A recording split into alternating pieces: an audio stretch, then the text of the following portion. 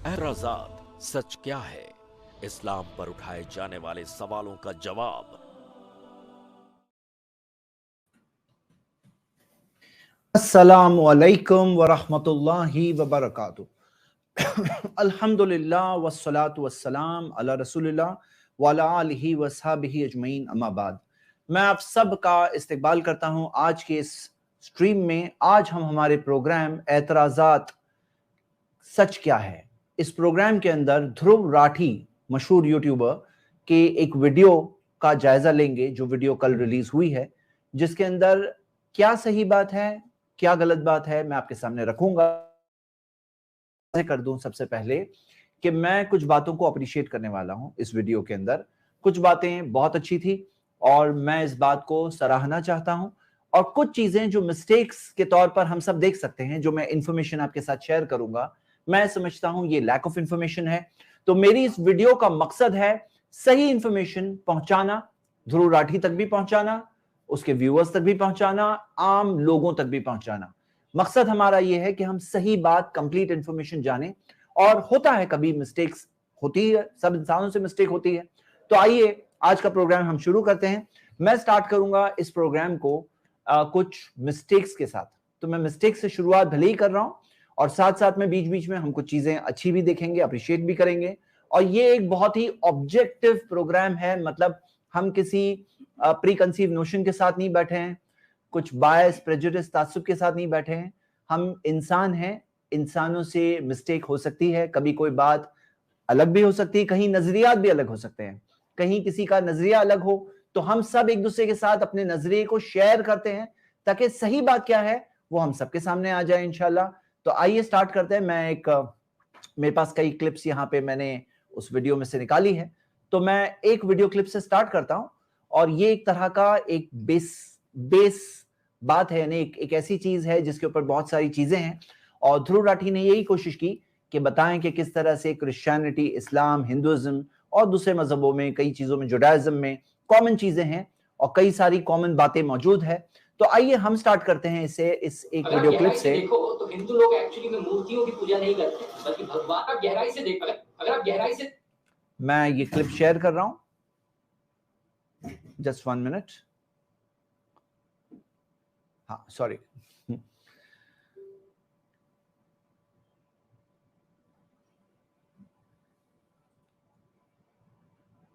Okay, start करते हैं हम। फर्स्ट वीडियो क्लिप मैं शेयर कर रहा हूं, जस्ट 1 मिनट। हाँ,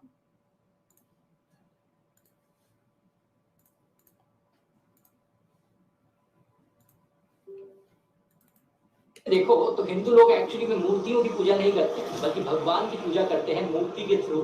ये वैसा ही हो गया जैसे कि आप अपने फादर को याद करते हो, उनकी फोटो देखते हैं, फोटो के जरिए आप अपने पिता को याद कर रहे हो और उनको प्यार जता रहे हो। लेकिन इसका मतलब ये नहीं कि आप एक्चुअल पिता को भूलकर सिर्फ इस फिजिकल फोटो को ही प्यार जताने लग जाओ और याद करने लग जाओ। सिमिलरली हर हिंदू जानता है कि यहाँ पर मूर्ति के जरिए भगवान की पूजा करी जा रही है, एक्चुअली में उस फिजिकल मूर्ति की पूजा नहीं करी जा रही। इस चीज का एक अच्छा जवाब आचार्य प्रशांत जी ने दिया था जब मैंने उनके साथ बात करी।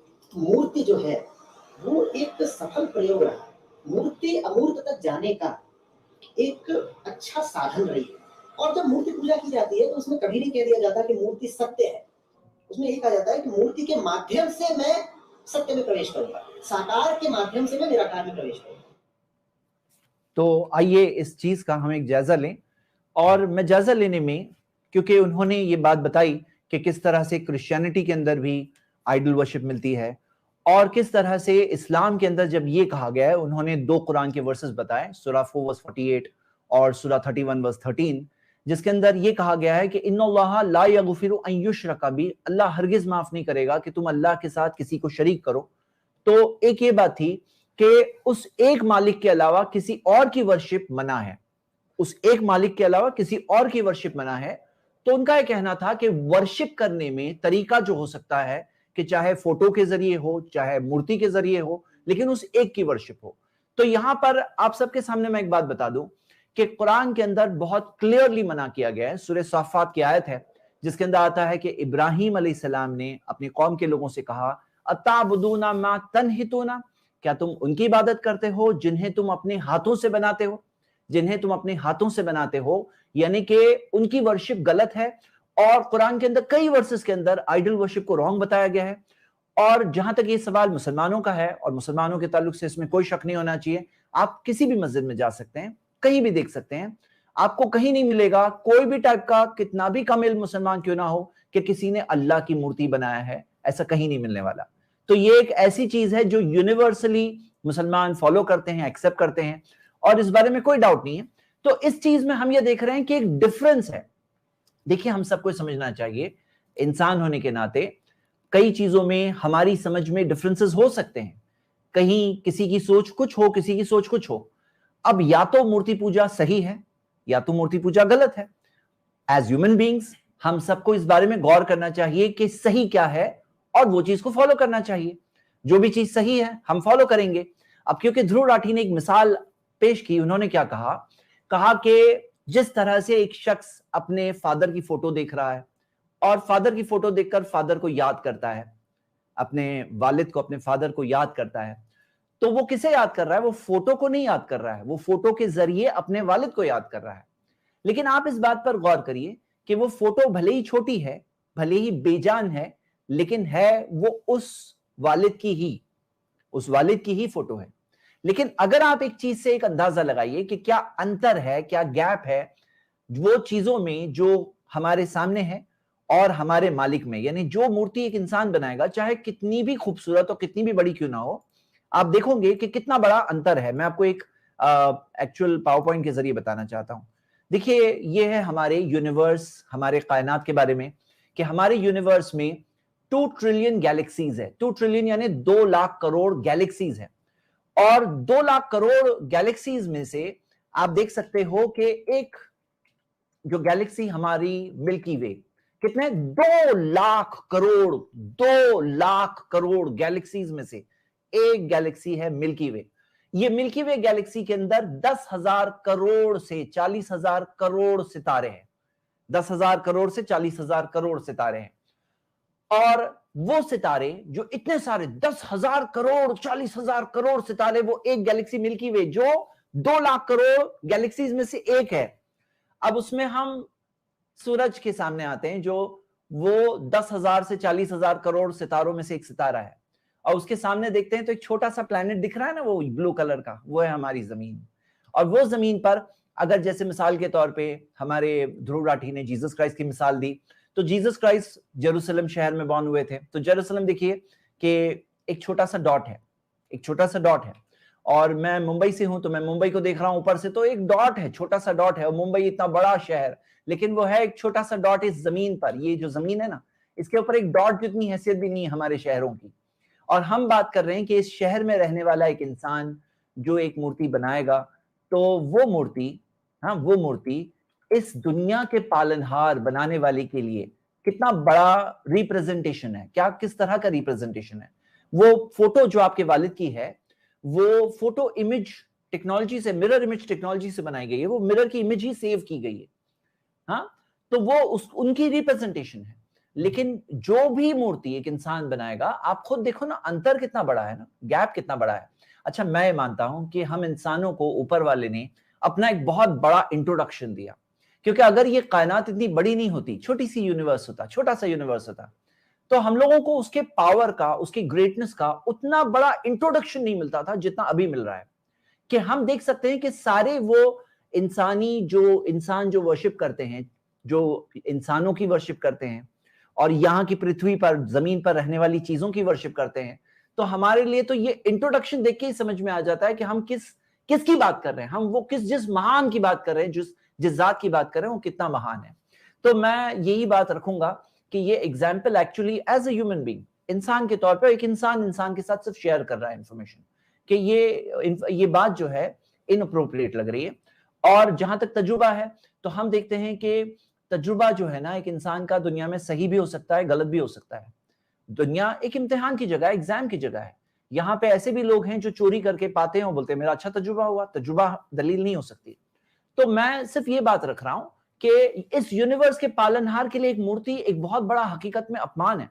क्यों ना हम ऐसा करें कि उसकी बनाई हुई दुनिया को देखें, इस आसमान को देखें, इस जमीन को देखें, सूरज चांद सितारों को देखें, अपने खुद के शरीर को देखें, हमारी बॉडी को देखें, इसके अंदर जो टेक्नोलॉजी उसको देखें और उसको याद करें, बनाने वाले को याद करें कि कितना महान, कितना ग्रेट है इसका बनाने वाला।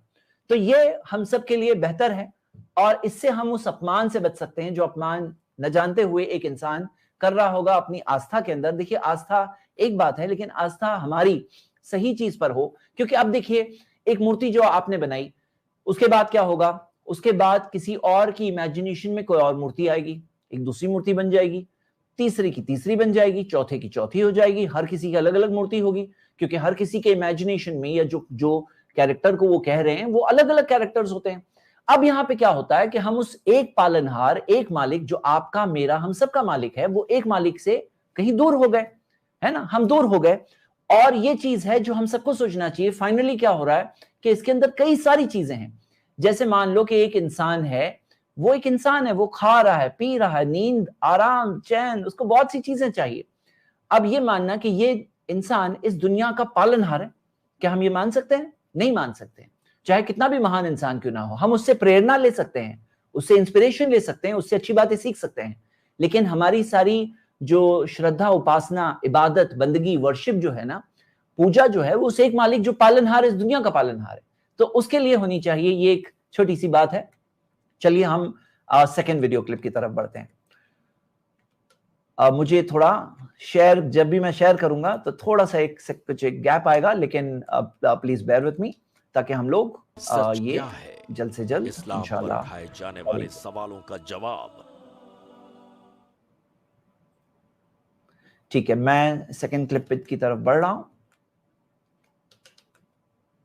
ओके, तो हम स्टार्ट कर रहे हैं। ये प्रॉफिट इब्राहिम को लेकर कई लोगों के द्वारा माना जाता है कि ये पहले ऐसे फिगर थे जिन्होंने मोनोथीज्म प्रीच किया। एक सेकंड ना, मोनोथीज्म का मतलब सिर्फ एक भगवान में विश्वास रखना। इसका ऑपोजिट शब्द है पॉलीथीज्म। पॉलीथीज्म का मतलब है कि आप मानते हो कि कई सारे भगवान होते हैं। फिर से प्ले करते हैं।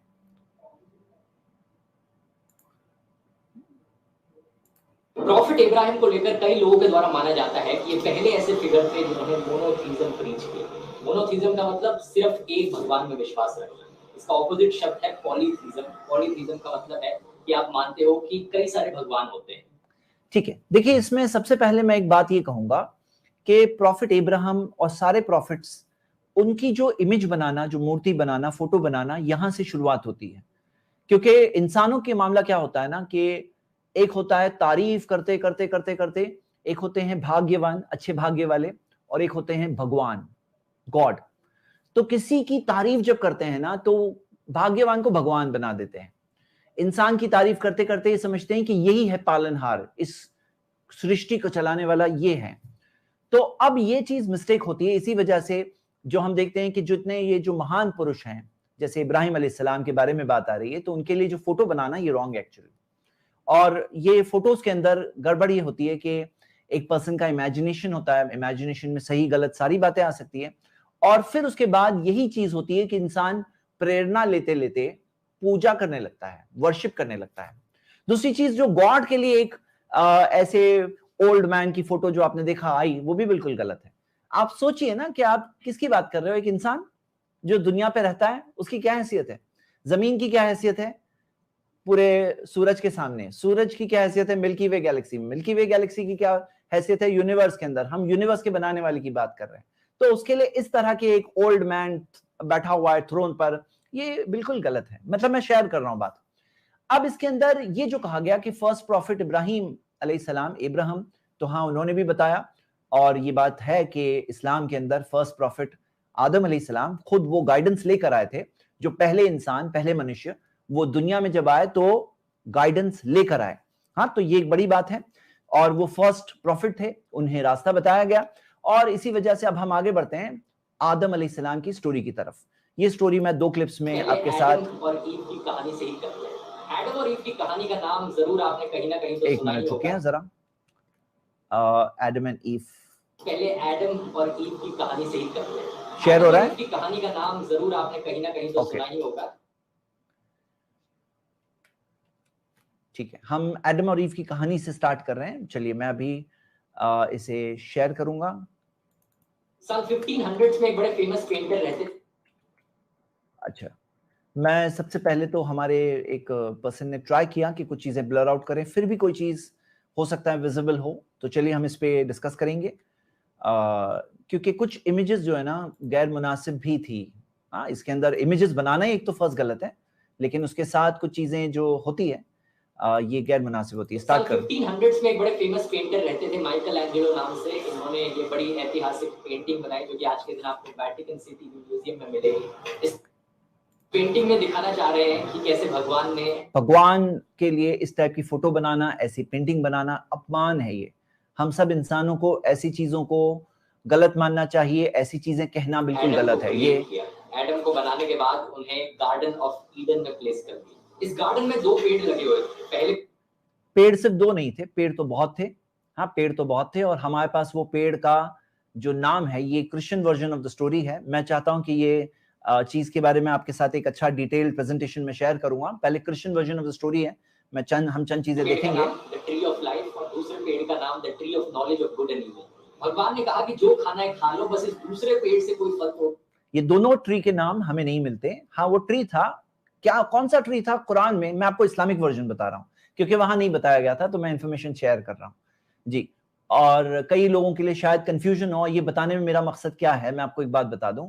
मेरा मकसद ये है ना कि जो स्टोरी का वर्जन अब हम देख रहे हैं, इसके अंदर बहुत सारे सवाल उठते हैं गॉड के बारे में, और वो सवालों में जब उन्होंने कहा कि ये इस्लाम, क्रिश्चियनिटी, जुडाइज्म का एक कॉमन वर्जन है, तो इसके अंदर सवाल क्रिश्चियनिटी के साथ साथ किसी के जहन में इस्लाम के बारे में भी आ सकता है।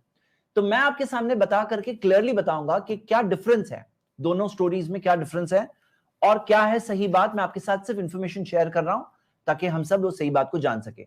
एक बात तो मैं कह ही चुका हूं कि फोटो बनाना और इस तरह से बनाना ये बिल्कुल गलत है, बिना लिबास के। जब जो मालिक इतने सारे उनके लिए उपकार गार्डन में रख सकता है, पूरा गार्डन है जो जन्नत है हम कहते हैं, इतना बड़ा एहसान, इतनी सारे इंतजाम वहां रख सकता है, इतनी खूबसूरत जगह पे उन्हें रख सकता है, तो कपड़े नहीं दे सकता उन्हें?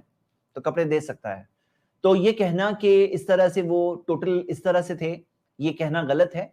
हाँ, उन्होंने जब नाफरमानी की तो सजा के तौर पर उनके पास से वो चीज चली गई, जो लिबास था जन्नत का उनका चला गया, ये सजा के तौर पे था। लेकिन वो बगैर लिबास के थे, ये कहना एक रॉन्ग बात है। लेकिन चलिए, मैंने इंफॉर्मेशन शेयर किया, बड़ी बातें तो आगे आ रही है। मत खाना, बस मेरी एक ही कंडीशन।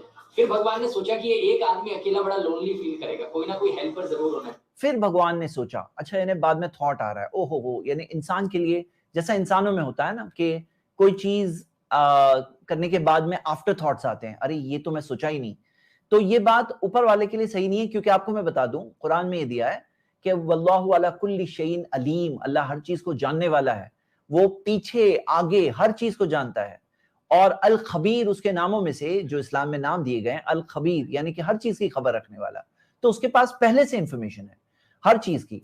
और इसके अंदर कोई चीज वो भले ही बाद में करे अपने प्लान के तहत, अपने नॉलेज के तहत, लेकिन ऐसा नहीं कि उसको बाद में जाके क्लिक हुआ या बाद में जाके पता चला। कोई चीज एक स्टेज पे करना बेटर है, कोई चीज सेकंड स्टेज पे करना बेटर है। चलिए आगे बढ़ते हैं। तो इसके बाद फिर भगवान ने जमीन से जानवरों और चिड़ियों को बनाया।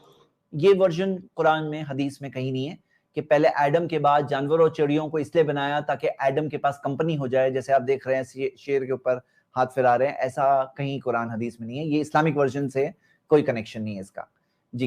लेकिन कोई भी सूटेबल हेल्पर नहीं। फिर भगवान ने एडम को सोने भेजा, और जब वो सो रहा था तो उसकी बॉडी से एक हड्डी निकाली और उस हड्डी से एक औरत को बनाया।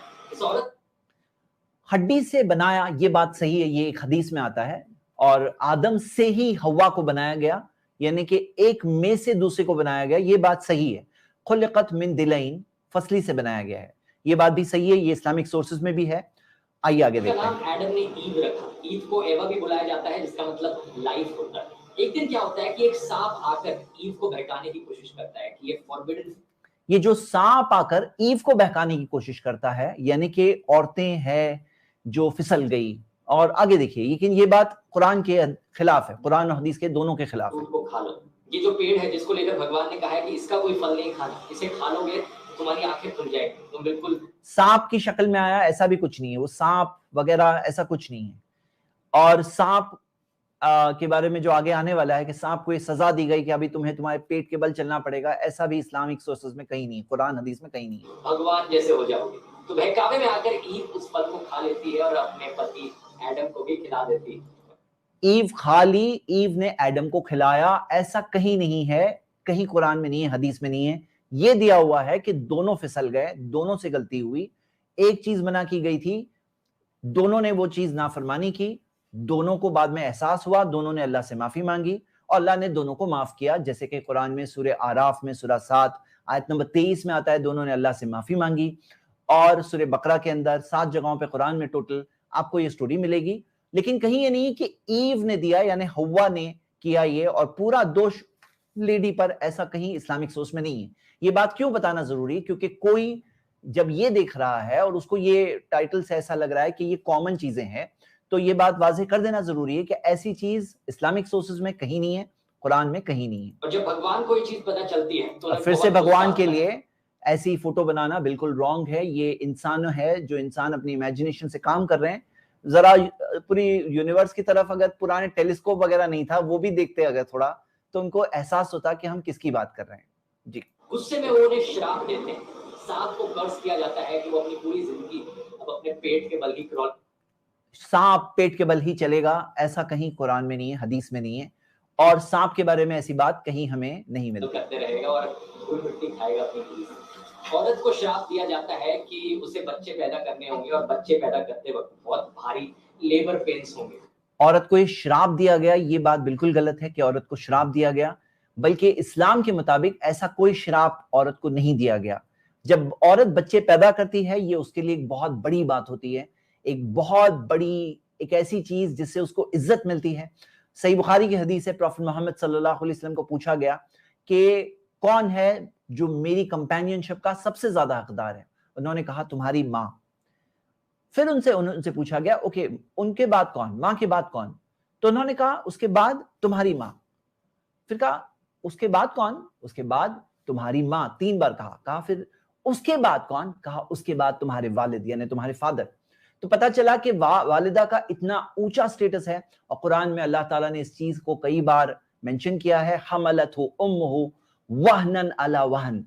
उसकी वालिदा ने उसे कमजोरी के बाद कमजोरी पर संभाला उसे। तो माँ की इस एहसान को पहचानना इस्लाम ने सिखाया है। कोई श्राप नहीं है बल्कि एक इज्जत का जरिया है। और एडम को श्राप दिया जाता है कि पूरी जिंदगी उसे काम करते रहना पड़ेगा, हार्ड वर्क करना पड़ेगा खाना खाने के लिए।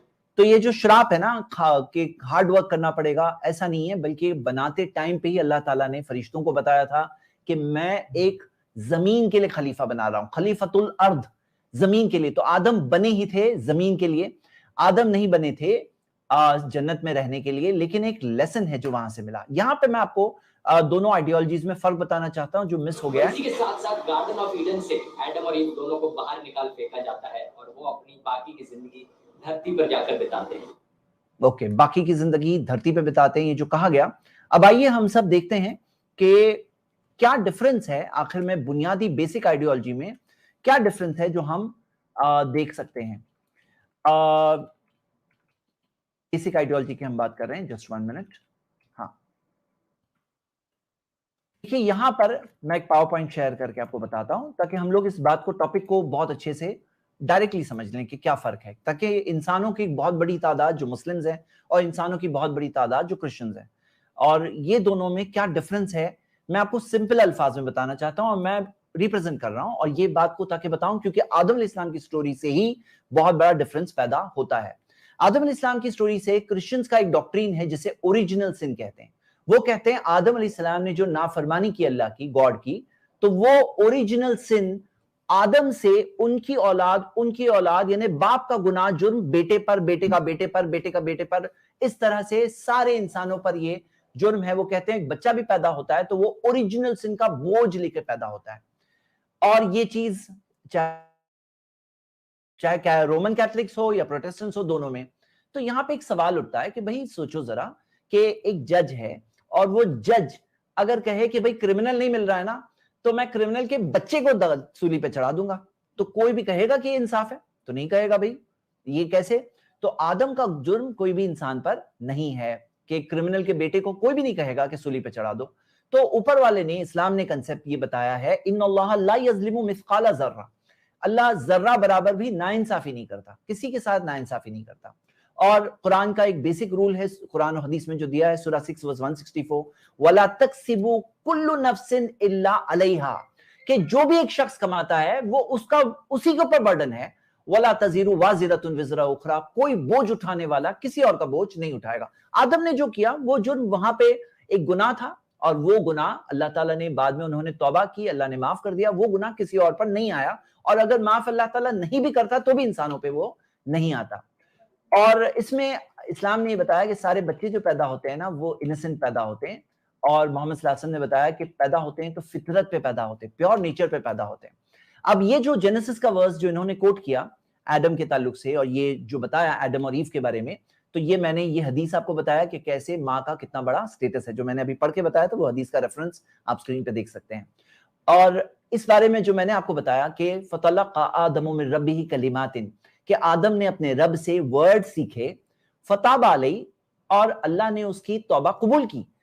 इन्नहु हुवा तव्वाबुर रहीम, अल्लाह तौबा कबूल करने वाला, रहम करने वाला है। तो ये है बेसिक लेसन जो आदम की स्टोरी से, मेन लेसन क्या है? मेन लेसन सारे इंसानों के लिए ये है कि हम इंसान होते हैं कमजोर, हम भी फिसलेंगे, तो हमें हमारे परदादा आदम की स्टोरी से ये बता दिया गया कि जिस तरह से आदम फिसल गए थे, शैतान के बहकावे में आ गए थे, तुम मत आना। और आदम फिसल गए, फिसल करके अल्लाह ताला के नजदीक मुजरिम हो गए, लेकिन उन्होंने अल्लाह से माफी मांगी और अल्लाह ताला ने उन्हें माफ कर दिया।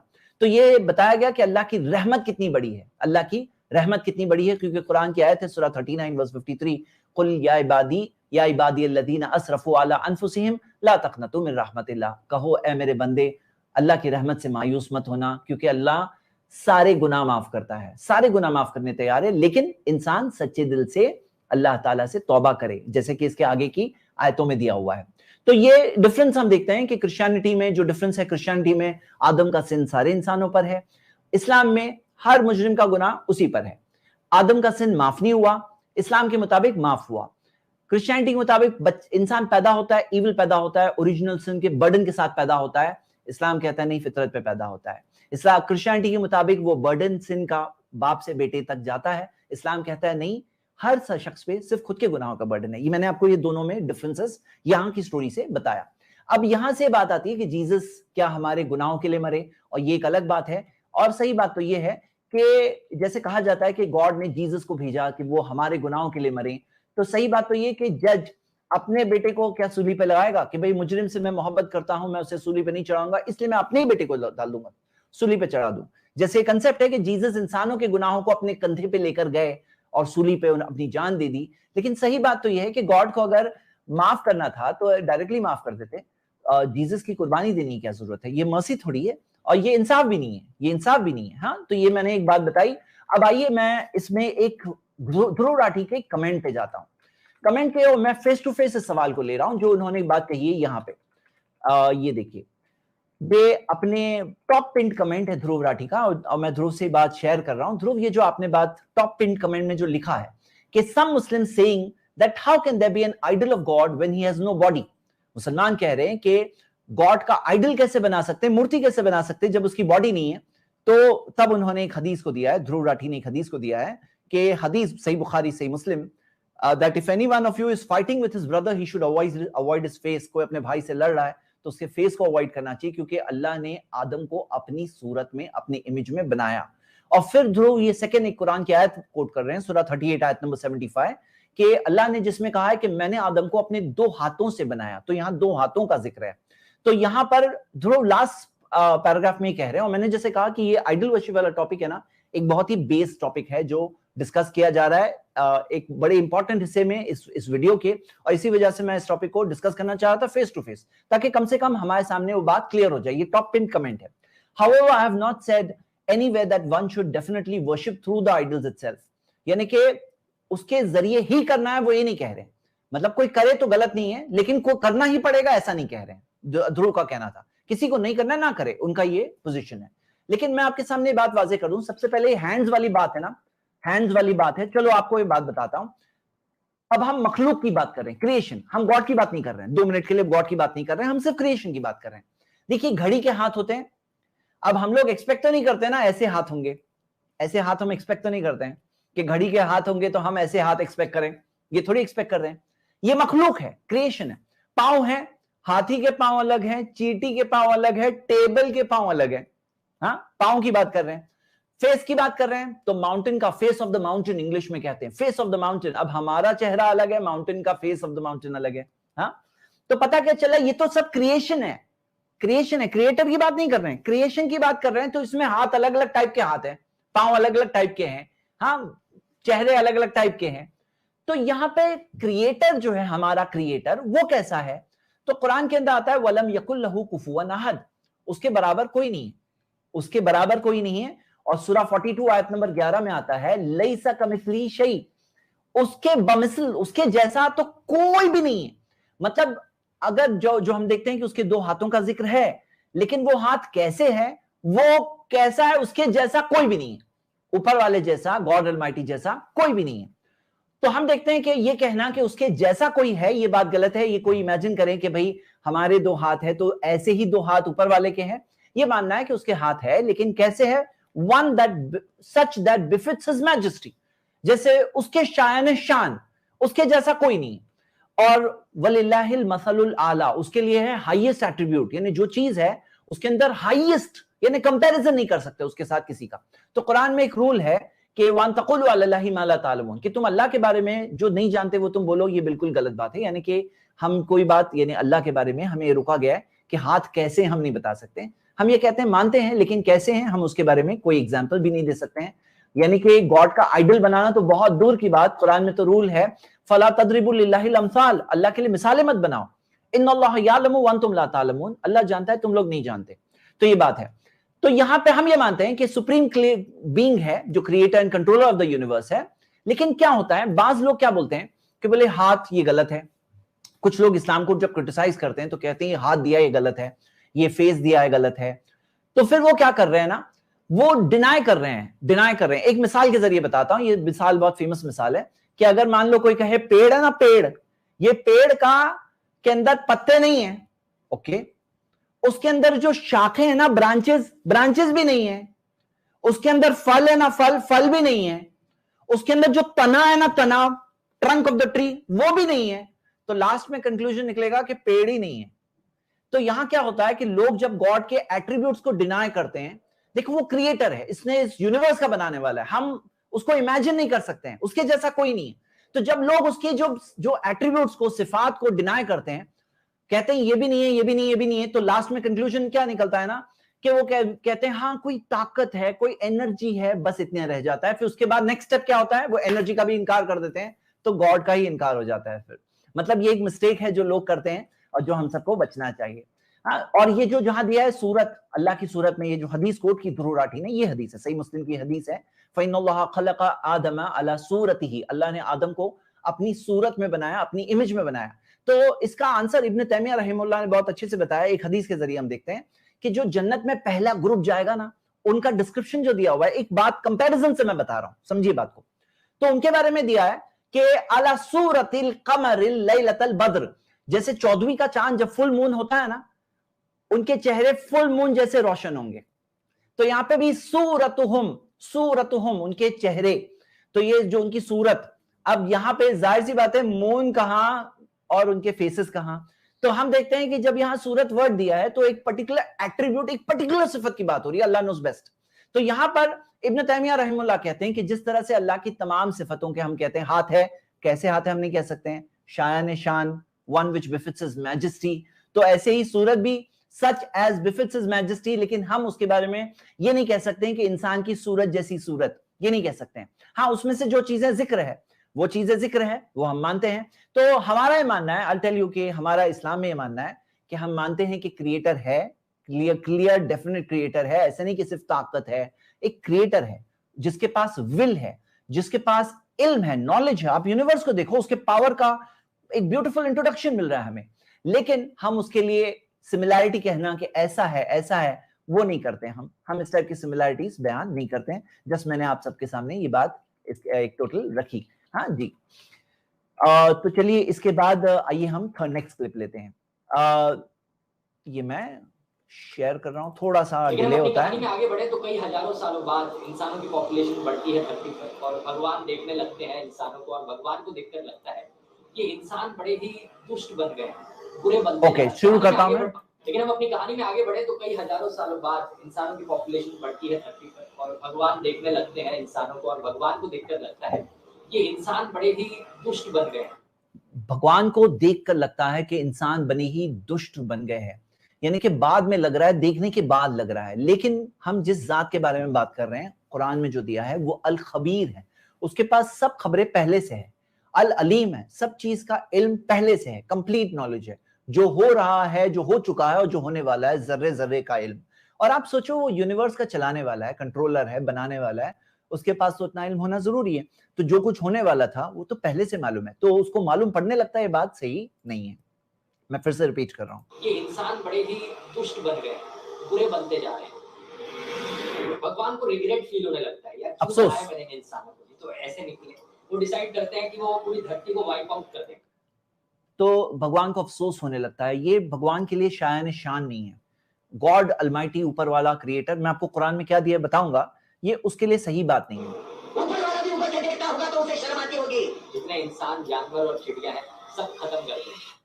वो चाहता था कि सबको खत्म कर दें, सबको खत्म कर दें। क्या है ये चीज के बारे में सही बात? चलिए मैं आपके सामने इसको रखूं, मैं पावर पॉइंट ओपन कर रहा हूं।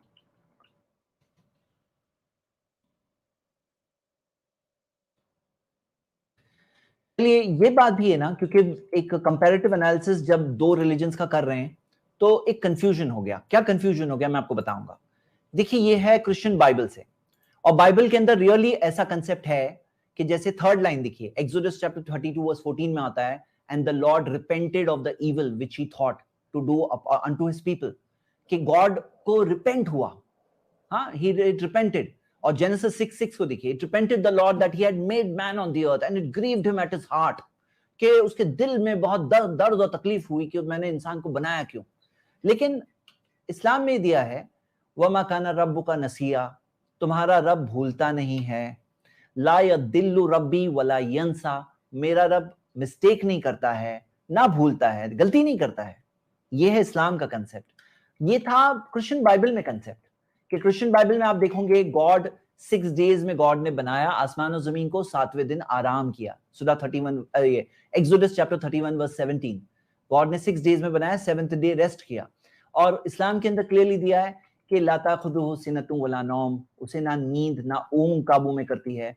और उसने 6 दिन में आसमान और जमीन को बनाया, 6 यौम, यौम जो है उसका, आसमान और जमीन को जब बनाया 6 दिन, जाहिर सी बात है तब सूरज तो था नहीं, तो ये 24 घंटे वाले दिन की बात नहीं हो रही है, सूरज भी तो बाद में बना। तो ये बात हो रही है पीरियड्स की, और पीरियड्स के अंदर कोई लिमिट नहीं है। यौम वर्ड कुरान के अंदर देखते हैं कि 50,000 साल के लिए भी आया है कुरान के अंदर, 1000 ईयर्स के लिए भी वर्ड यौम, यौम यानी दिन आया है। तो वो जो 6 दिन है उसकी साइज दी हुई नहीं है, वो कितने भी बड़े इपॉक्स, बड़े पीरियड्स भी हो सकते हैं, उसमें कोई लिमिट नहीं है। अब ये देखते हैं कि कुरान के अंदर क्लियरली दिया है कि अल्लाह ताला को कोई थकान नहीं हुई, ना उसे आराम की जरूरत है, ना उसे नींद की जरूरत है, ना उसे ऊंग आती है। ये है इस्लाम के अंदर कंसेप्ट, जुल अर्शिल मजीद फ़आलुल लिमा युरीद। वो जो वो चाहता है वो करता है। क्या करता है? जो वो खुद चाहता है, जो वो चाहता है उसकी मर्जी है। वहु अला कुल्ली शैइन कदीर, हर चीज पे वो कुदरत रखता है, हर चीज पे ताकत रखता है, 100% उसकी मर्जी चलती है। ये बात है, इंट्रोडक्शन है गॉड अलमाइटी का। और ये जो बात जो गॉड के बारे में कही गई, ये एक्चुअली गॉड के लिए सही बात नहीं है। हम इंसानों को ऐसी बात नहीं कहना चाहिए। चलिए, भगवान नोआ का इंतजार करते हैं इस बोर्ड आगे बढ़े। जब ये हो जाती है पूरी, तो पूरी धरती पर मैं अगली क्लिप ले रहा हूँ। लगातार 40 दिन और 40 रातों तक बारिश होती रहती है, सब कुछ पानी के अंदर डूब। भगवान नोआ का इंतजार करते हैं इस बोर्ड को। अब ये गॉड ने डिसाइड किया कि खत्म करना है, तो फिर नोआ के बाद जमाने में खत्म करने की बात आई। तो यहां पे बात समझिए कि नूह अलैहिस्सलाम, जो हम नूह अलैहिस्सलाम कहते हैं, उनकी कौम के लोग, वो जो लोग थे उस जमाने में जो बसते थे, वो लोगों को सही बात क्या है बहुत डिटेल में अच्छे से बताया गया, बार बार बताया गया, क्लियरली बताया गया। उन्होंने इनकार किया, रिजेक्ट किया सच्ची बात, सही बात गॉड अलमाइटी के बारे में, ऊपर वाले के बारे में। आखिर में जाकर उनका एक वक्त आया जब उनके लिए सजा थी। ये वो नहीं है कि उस गॉड को अफसोस हुआ कि मैंने इंसानों को क्यों बनाया, ये वो बात नहीं है। हाँ जी, बनाने का, और जब ये हो जाती है पूरी, तो पूरी धरती पर बाढ़ आ जाती है। लगातार 40 पूरी धरती पर बाढ़ आ जाती है, ये कहीं कुरान में नहीं है, ये बिब्लिकल वर्जन है। कुरान में कहीं नहीं कि पूरी धरती पर आती है। हाँ, ये है कि उस जमाने में बसने वाले सारे लोग मर गए, लेकिन हमें ये बात समझ में आती है कि धरती के एक बाज हिस्से पर इंसान उस जमाने में बसा करते थे। अगर आप साइंटिफिकली भी देखो कि शुरू से ही ऐसा नहीं है कि सारे इंसान पूरी दुनिया में फैले हुए थे। पहले दुनिया के एक लिमिटेड एरिया में थे, फिर वहां से आहिस्ते आहिस्ते बढ़ते बढ़ते इंसान बाकी इलाकों में पहुंचे। तो ये अर्ली जमाने की बात हो रही है। तब उस जमाने में जिस इलाके में इंसान बसते थे, उस जमाने में उस जमाने के इंसान सारे के सारे डूब गए इस फ्लड में। क्यों? अपने कारनामों के नतीजे के तौर पर, और ये ऊपर वाले ने भेजा है एक इंसानों के लिए इबरत के तौर पर। दिन और 40 रातों तक बारिश होती रहती है, सब कुछ पानी के अंदर डूब जाता है धरती पर 150 फुट तक। लेकिन नोआ की जो बोट थी, नोआज आर्क, ये पानी पर तैरती है और इसमें बचे लोग जिंदा रहते हैं। ओके, तो ये नोआज आर्क के बारे में आगे जो बात कही इन्होंने, तो चलिए हम देखते हैं इस अब बात को। इंटरेस्टिंग चीज ये है कि हिंदुइज्म में भी हमें एक बहुत सिमिलर कहानी देखने को मिलती है, राजा मनु की कहानी। एक छोटी सी मछली राजा मनु से प्रोटेक्शन मांगती है, और जब राजा उन्हें बचाते हैं, मछली बड़ी होती रहती है। पुराना आप सब ध्यान से सुनिए, मैं कोई एक अहम बात बताने वाला हूँ। ये हिंदू स्क्रिप्चर्स के अंदर राजा मनु की कहानी है। के अकॉर्डिंग ये मछली एक्चुअली में मत्स्य थी, भगवान विष्णु का अवतार। ये मछली राजा मनु से कहती है कि एक बहुत बड़ी बाढ़ आने वाली है, सब खत्म हो जाएगा, एक बोट बना लो बचने के लिए। तो राजा मनु एक बहुत बड़ी बोट बनाते हैं जिसमें कई लिविंग क्रीचर्स, प्लांट्स और सप्तऋषि को रखा जाता है। और जब ये ग्रेट फ्लड आता है तो ये बोट में जिंदा बच जाते हैं और मत्स्य का अवतार इन्हें हिमालयाज की ओर सेफली रास्ता दिखाता है। अब और भी माइंड ब्लोइंग चीज ये है दोस्तों कि मेसोपोटामिया की जो एंशिएंट सिविलाइजेशन थी, वहां मिले स्क्रिप्चर्स में भी एक सिमिलर कहानी लिखी गई है, सुमेरियन एपिक ऑफ गिलगामेश की कहानी। यहाँ पर एक ग्रेट सेज कुछ ना कुछ को वार्निंग मिलती है आने वाले ग्रेट फ्लड के बारे में, और वो अपने रिलेटिव्स, लिविंग क्रीचर्स और खाने को बचा लेते हैं एक बड़ी सी बोट में। इतना ही नहीं, ग्रीक माइथोलॉजी में गॉड ज़्यूस के गुस्से की वजह से एक ग्रेट फ्लड आता है। ड्यूकैलियन को बताया जाता है इस फ्लड के आने के बारे में उनके पिता प्रोमेथियस के द्वारा, और ड्यूकैलियन और उनकी पत्नी एक बोट बनाकर इस फ्लड से बच निकलते हैं। तो ये जो बात आई, और बहुत सूटेबल बात ये थी कि इन्होंने जो अलग अलग स्क्रिप्चर्स से, अलग अलग रिलीजन्स में, हिस्टोरिकल सिविलाइजेशन से जो बातें लाकर डॉक्यूमेंट्री तौर पर आप सबके सामने प्रेजेंट किया, इससे क्या बात समझ में आती है? देखिए, ये जो फ्लड हम बात कर रहे हैं, ये ग्लोबल फ्लड है, और सारे जो इंसान आज इस धरती पे बसते थे, उनके पूर्वज वो कश्ती में थे। तो क्या आपको नहीं लगता कि उनकी जो सिविलाइजेशन जहां कहीं बसी हुई है, वहां कोई ना कोई बात, कोई ना कोई जिक्र वो वाकई का आएगा कि वो ग्लोबल फ्लड जो आया था, जो दुनिया में जो फ्लड आया था, वो फ्लड की बात कहीं बाप से बेटा, बेटे से बेटा, बेटे से बेटा, कहीं वो बात उन तक पहुंची होगी। तो वो स्टोरी आपको अलग अलग फॉर्म्स में जो बता रहे हैं ध्रुव राठी, मैं इस बात को अप्रिशिएट करना चाहता हूं कि ये एक बात है जो आप सब देख सकते हैं कि जो कुरान में भी दिया है, बाइबल में भी दिया है, और कितने सारे दूसरे ओल्ड सिविलाइजेशंस में भी इसका जिक्र मिलता है। क्योंकि जाहिर सी बात है कि दुनिया में आज जहां कहीं इंसान है ना, ये उसी कश्ती के सवार लोगों से आए हुए इंसान है। तो कोई ताज्जुब की बात नहीं है कि वो स्टोरी के कुछ ना कुछ फॉर्म, जाहिर सी बात है कि जब स्टोरी इतने जमाने से आई है तो कहीं पे एकदम प्योर फॉर्म में मिलेगी, कहीं पे उसके अंदर कुछ करप्शन आएंगे, जैसे हमने एडम की स्टोरी में देखा। और मैं आप सबके सामने ये बात भी रखना चाहता हूं कि आपको कुरान के वर्जन के अंदर ये बात दिखेगी कि कुरान जो है प्रॉफिट मोहम्मद को दिया गया और 1400 साल चले गए, अनचेंज बुक है। ये अल्लाह की तरफ से डायरेक्ट रेवलेशन है। इसके बहुत सारे प्रूफ्स हैं, मैं शेयर कर सकता हूं, आप खुद देख सकते हैं। और इसके अंदर प्योर वर्जन मिलेगा। इसके अंदर आपको वो वर्जन जिसके अंदर करप्शंस है, जैसे एडम की स्टोरी में देखिए कितने सारे करप्शंस हमें मिले, जो मैंने आपके सामने रखा और बताया कि किस तरह से एक प्योर वर्जन आपको इस्लामिक सोर्सेज में मिलेगा, जो कोई भी शख्स देख सकता है। तो ये बात को मैं अप्रिशिएट करना चाहता हूं। जैसे मैंने कहा, बात चीजें मैं अप्रिशिएट करूंगा, ऐसा नहीं कि मैं एक क्रिटिक के तौर पर बैठा हूं आज। हाँ जी, चलिए अब हम अगली वीडियो को देते हैं। ये अगली वीडियो इसी ताल्लुक से आगे। कहानी में नोआ अब भगवान को ऑफरिंग करते हैं। भगवान से प्रॉमिस करवाई जाती है कि वो दोबारा से कभी भी इस तरीके से लाइफ को डिस्ट्रॉय नहीं करेंगे। फिर से रॉन्ग बात कि भगवान से प्रॉमिस कराया जाता है कि भगवान अब तुम नहीं डिस्ट्रॉय करोगे। तो इंसान ज्यादा समझदार है, भगवान से ज्यादा समझदार इंसान है, भगवान से ज्यादा रहम करने वाला इंसान है। अरे हम उस पालनहार की बात कर रहे हैं, जरा सोचो, उस पालनहार की बात कर रहे हैं जिसने हमारे मांगे बगैर हमारे सारे इंतजाम जमीन पे किए। आपको क्या क्या चाहिए, सब इंतजाम पहले से जमीन पे किए। माँ की कोख में हम थे, वहां पे हमारे लिए सब गिजा पहुंचाया। हमारे जर्रे जर्रे में इंतजाम है। मेरे भाई, मेरे ब्रदर, आप ये सोचो कि जो पालनहार ने हमें बनाया ना, इसने इस धरती पर हमारे लिए जितने इंतजाम किए, कितनी चीजें हमें मालूम है, कितनी चीजें जब जाने लगती तब हमें मालूम पड़ती है। ओजोन लेयर डिप्लीट होने लगा तो पता चला। हम लोग सेल के अंदर झांक के देखते हैं तो हम देखते हैं सेल के लेवल से कितने मिरेकल्स हैं जो सेल के लेवल से हमारे लिए है। ऑर्गन्स को देखते हैं, ऑर्गन्स में कितने मिरेकल्स हैं। जब हम यूनिवर्स में देखते हैं तो जमीन को, अर्थ को प्रोटेक्टेड तौर पे जिंदा रहने के लिए, हमें यहाँ जिंदा रहने के लिए कितने इंतजाम है। This is all there.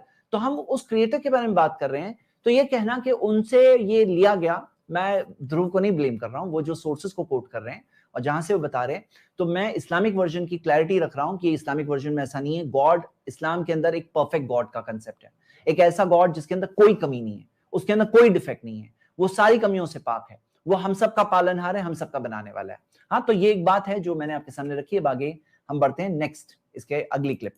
और इसको सुनकर कुछ कंजर्वेटिव मुस्लिम्स, इनफैक्ट कुछ कंजर्वेटिव हिंदूज भी कहते हैं कि क्योंकि हिंदू लोग मूर्तियों की पूजा करते हैं इसलिए मुसलमानों के सामने हिंदूज काफिर हैं।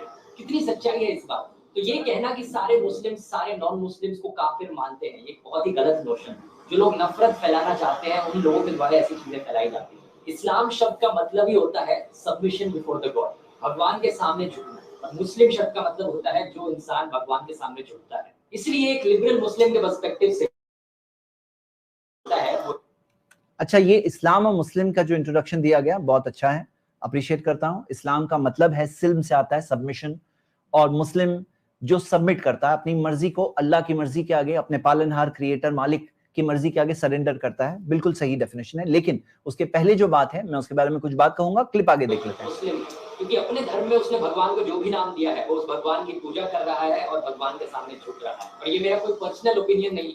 ठीक है, इससे पहले कि हम आगे देखें वीडियो को, एक चीज देख लेते हैं। यहाँ ये जो बात जो ध्रुव ने कही है कि जो मैं रिपीट कर रहा हूँ, एक मिनट आप देख लीजिए, यहाँ देख लीजिए। ये कुछ कंजर्वेटिव हिंदूज भी कहते हैं कि क्योंकि हिंदू लोग मूर्तियों की पूजा करते हैं इसलिए मुसलमानों के सामने हिंदूज काफिर हैं। कितनी सच्चाई है इस बात? तो ये कहना कि सारे मुस्लिम सारे नॉन मुस्लिम्स को काफिर मानते हैं, ये बहुत ही गलत नोशन। जो लोग नफरत फैलाना चाहते हैं उन लोगों के, ठीक है, जो लोग नफरत फैलाना चाहते हैं वो लोग ऐसी बात कहते हैं। एक्चुअली अगर आप देखें, मैं आपको इसका एक पावर पॉइंट शेयर करके बताऊंगा, जस्ट 1 मिनट।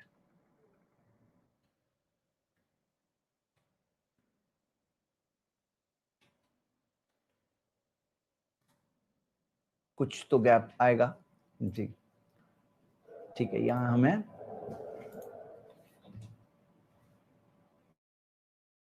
ठीक है, देखिए, गैर मुस्लिम्स को काफिर, जैसे बाज लोगों का कंसेप्ट है ना कि ये एक तरह की गाली लगती है उनको लगता है कि हम मुस्लिम्स जैसे कि नॉन मुस्लिम्स को गाली देते हैं अगर हम उन्हें कहते हैं कि ये काफिर हैं। तो पहले तो ये प्रोपेगेंडा है। काफिर का अगर आप देखेंगे, इनकार करने वाला, यानी कि वो इस्लाम का इनकार कर रहा है, एक ऐसे स्टेट में है जिसके अंदर वो इस्लाम को एक्सेप्ट नहीं कर रहा है, इस्लाम को फॉलो नहीं कर रहा है, यानी कि वो नॉन मुस्लिम है। तो काफिर वर्ड जो ध्रुव ने बताया ना, ध्रुव ने ये कंक्लूजन दिया है कि सिर्फ एथियस्ट काफिर है और हिंदूज काफिर नहीं है। तो हकीकत तो ये है कि कोई शख्स अगर इस्लाम को फॉलो नहीं कर रहा है तो उसे काफिर वर्ड उसके लिए है। देखो, मैं ये बताऊं कि कोई चीज किसी का प्रोपेगेंडा लोगों ने किया, बाज लोगों ने कहा ना कि काफिर वर्ड एक गाली है, ऐसा कहते हैं काफिर गाली है। आप देखो डिक्शनरी मीनिंग देखो, कुफ्र का मतलब क्या है कि इसका मतलब है इनकार करना, रिजेक्ट करना। तो एक नॉन मुस्लिम क्या है, कोई गाली नहीं है, ये गाली नॉन मुस्लिम कहना गाली है क्या? किसी को नॉन मुस्लिम कहें तो गाली लगेगी, क्योंकि वो मुस्लिम नहीं है, नॉन मुस्लिम है। कोई क्रिश्चियन नहीं है तो नॉन क्रिश्चियन है, कोई हिंदू नहीं है तो नॉन हिंदू है। तो क्या है, ये गाली नहीं है, डिस्क्रिप्शन है। आप देखोगे कि कुरान के अंदर सूरा 57 वर्स 20 में आता है, कमसली गैसिन आजबल कुफारा नबातुहु। अल्लाह ने कहा कि बारिश की जैसी मिसाल जो जिससे ताज्जुब होता है, बहुत खुशी होती है कुफार यानी काफिरों को खुशी होती है। ये किसे कहा गया है?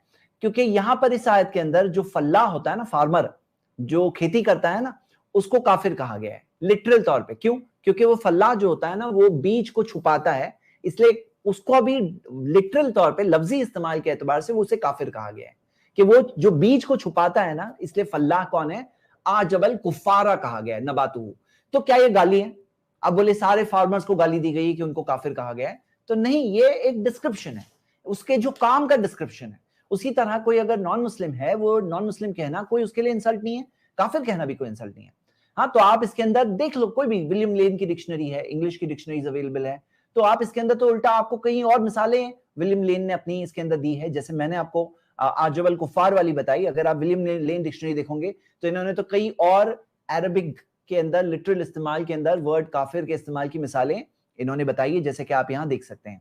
तो आप देखोगे कि जैसे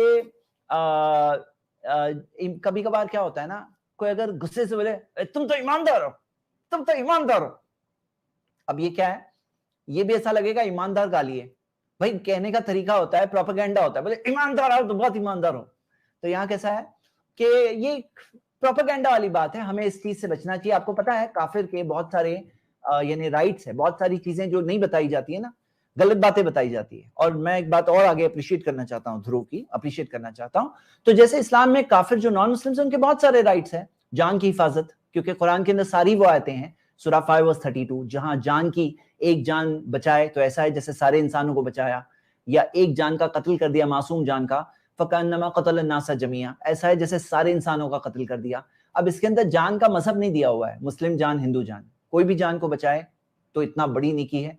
कोई भी जान को अगर नाइंसाफी से कोई एक नाजायज तौर पे कोई एक नाजायज इस तरह से किसी की जान जाती है, तो मुस्लिम हो नॉन मुस्लिम हो, ऐसा है जैसे सारे इंसानों का कत्ल कर दिया। उनके माल की हिफाजत है, मजहब के आजादी की हिफाजत है। क्यों? क्योंकि ला इकराह फिद्दीन, दीन में जोर जबरदस्ती नहीं है, रिलीजन में जोर जबरदस्ती नहीं है, सूरा 2:256। उनके मजहब की इज्जत की हिफाजत, क्यों? क्योंकि कुरान के अंदर आता है सूरा 6:108, जिसके अंदर आता है वला तसुब्बुल लदीना यदूना मिन दुनिल्लाह, उन्हें गालियां मत दो जिनसे वो दुआ करते हैं अल्लाह के अलावा, फयसुब्बुल्लाह अदवम बिगैर इल्म, नहीं तो वो भी अपनी जहालत में बगैर इल्म के अल्लाह को गाली देंगे।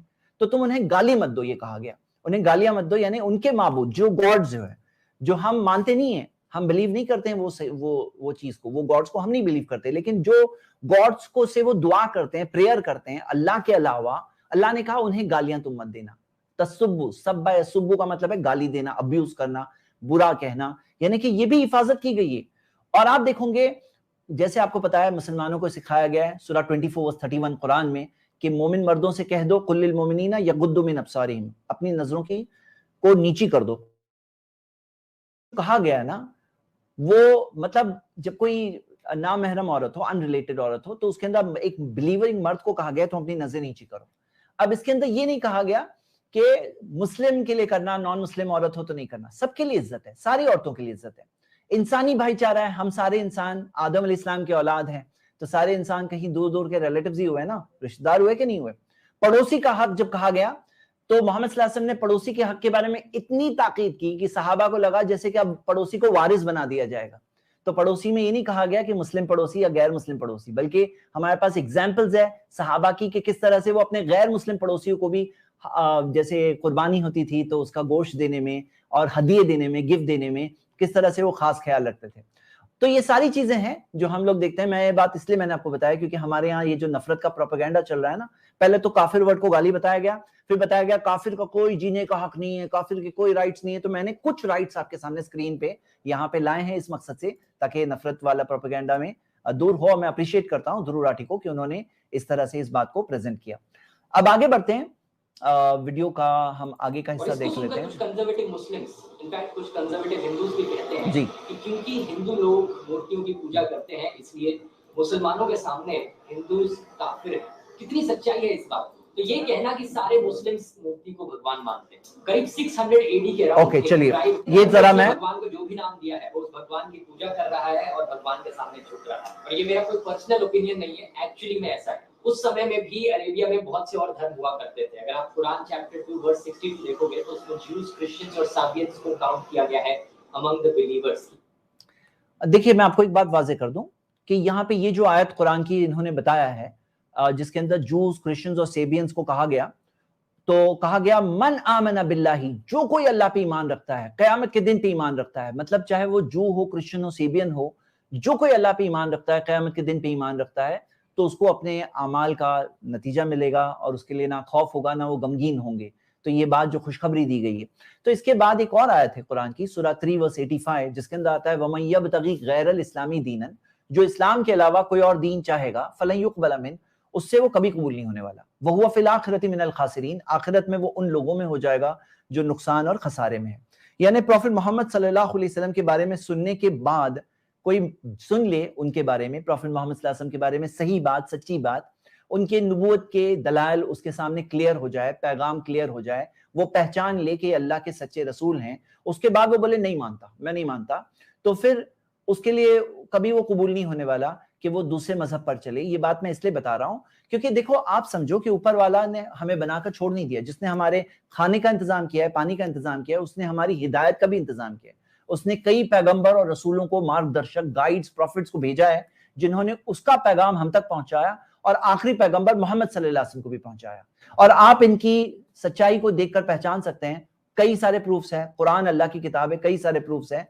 तो ये बात है, अब जिसको मैसेज मिल जाता है और मिलने के बाद वो इनकार करता है, तो फिर उसके लिए बचने का रास्ता नहीं है। अगर वो सच्ची बात, सही बात देखकर समझता है, नहीं जानता तो उसके और अल्लाह के बीच की बात है, वो हम नहीं फैसला करेंगे। लेकिन अगर वो समझता है और इनकार करता है तो फिर कैसे बचेगा, जब इतनी बुनियादी चीज अल्लाह ने, ऊपर वाले ने अकल क्यों दिया है, हमें सोचने के लिए तो दिया है ना।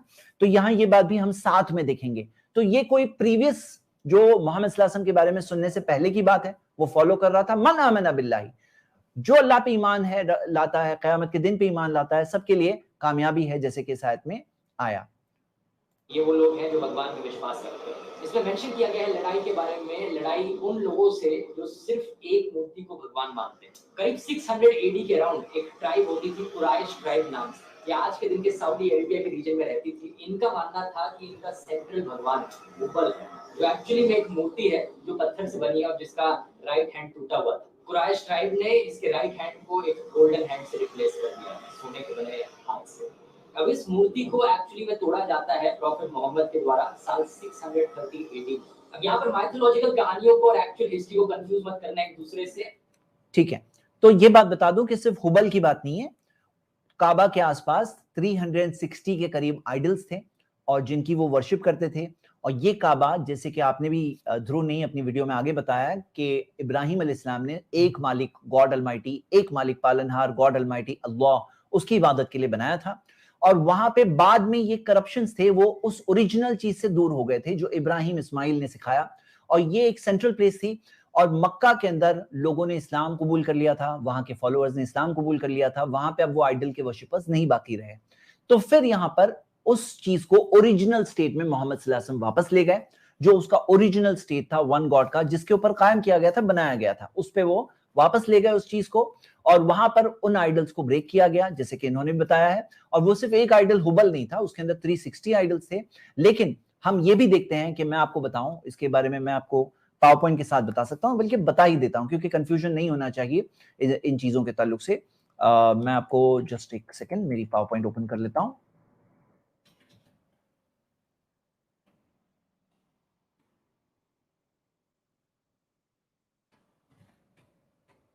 जी, आप ये देखोगे, क्या इस्लाम आइडल्स को तोड़ना सिखाता है?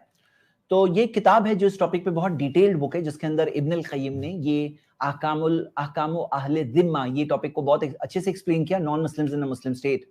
और आपको सूरा 22 वर्स 39-40 पढ़ेंगे तो जिसके अंदर अल्लाह सुब्हानहू व तआला ने दूसरे मजहब की इबादत की जगहों को प्रोटेक्ट करने के ताल्लुक से बात सिखाई और प्रोटेक्ट करना सिखाया। और जैसे कि हम यहाँ देखते हैं, और दीन के अंदर जब जोर जबरदस्ती नहीं है तो ये भी चीज उसमें शामिल नहीं है। गालियां देना भी मना है, जैसे कि हम देख चुके हैं। और मोहम्मद सल्लल्लाहु अलैहि वसल्लम ने जब जंग के लिए भेजते, अबू बकर रज़ियल्लाहु अन्हु जब जंग के लिए भेजते तो कहते थे ला युक़तलुर राहिबु फी सौमाअती, कि कोई राहिब, कोई मॉन्क हो ना, उसको अपने मोनास्ट्री में उसका कत्ल नहीं करना। ये सिखाते मुसन्नफ इब्न अबी शैबा की हदीस है। अब मुस्लिम्स ने हुकूमत तो इतने बड़े रीजन पर किया, जैसे कि आप ये इसमें देख सकते हो। अब ये रीजन में आपके सामने इजिप्ट की 4 बड़े बड़े चर्चेस है। जैसे बाज लोग आज कह रहे हैं ना कि रिलीजियस, बाकी दूसरे रिलीजन की सारी रिलीजियस प्लेसेस को तोड़ दो, ऐसा कहते हैं ना लोग, तोड़ दो, इस्लाम सिखाता है। तो अच्छा, अगर ऐसा है तो मुस्लिम्स ने तो रूल किया ना, देख रहे हो ना, इजिप्ट इसमें है, इजिप्ट इसमें है। इजिप्ट में आपको ये सारे चर्चेस मिलेंगे, 4th century, 5th century, 7th century के बड़े बड़े चर्चेस। तो आप बताओ ये क्यों नहीं तोड़े गए, दूसरी इबादत गाहें क्यों नहीं तोड़ी गई? और सीरिया में मुसलमानों ने रूल किया, 4th सेंचुरी का, 4वीं सदी का है ये चर्च मौजूद है। इराक के अंदर आप देख सकते हो 770 CE का ये चर्च मौजूद है।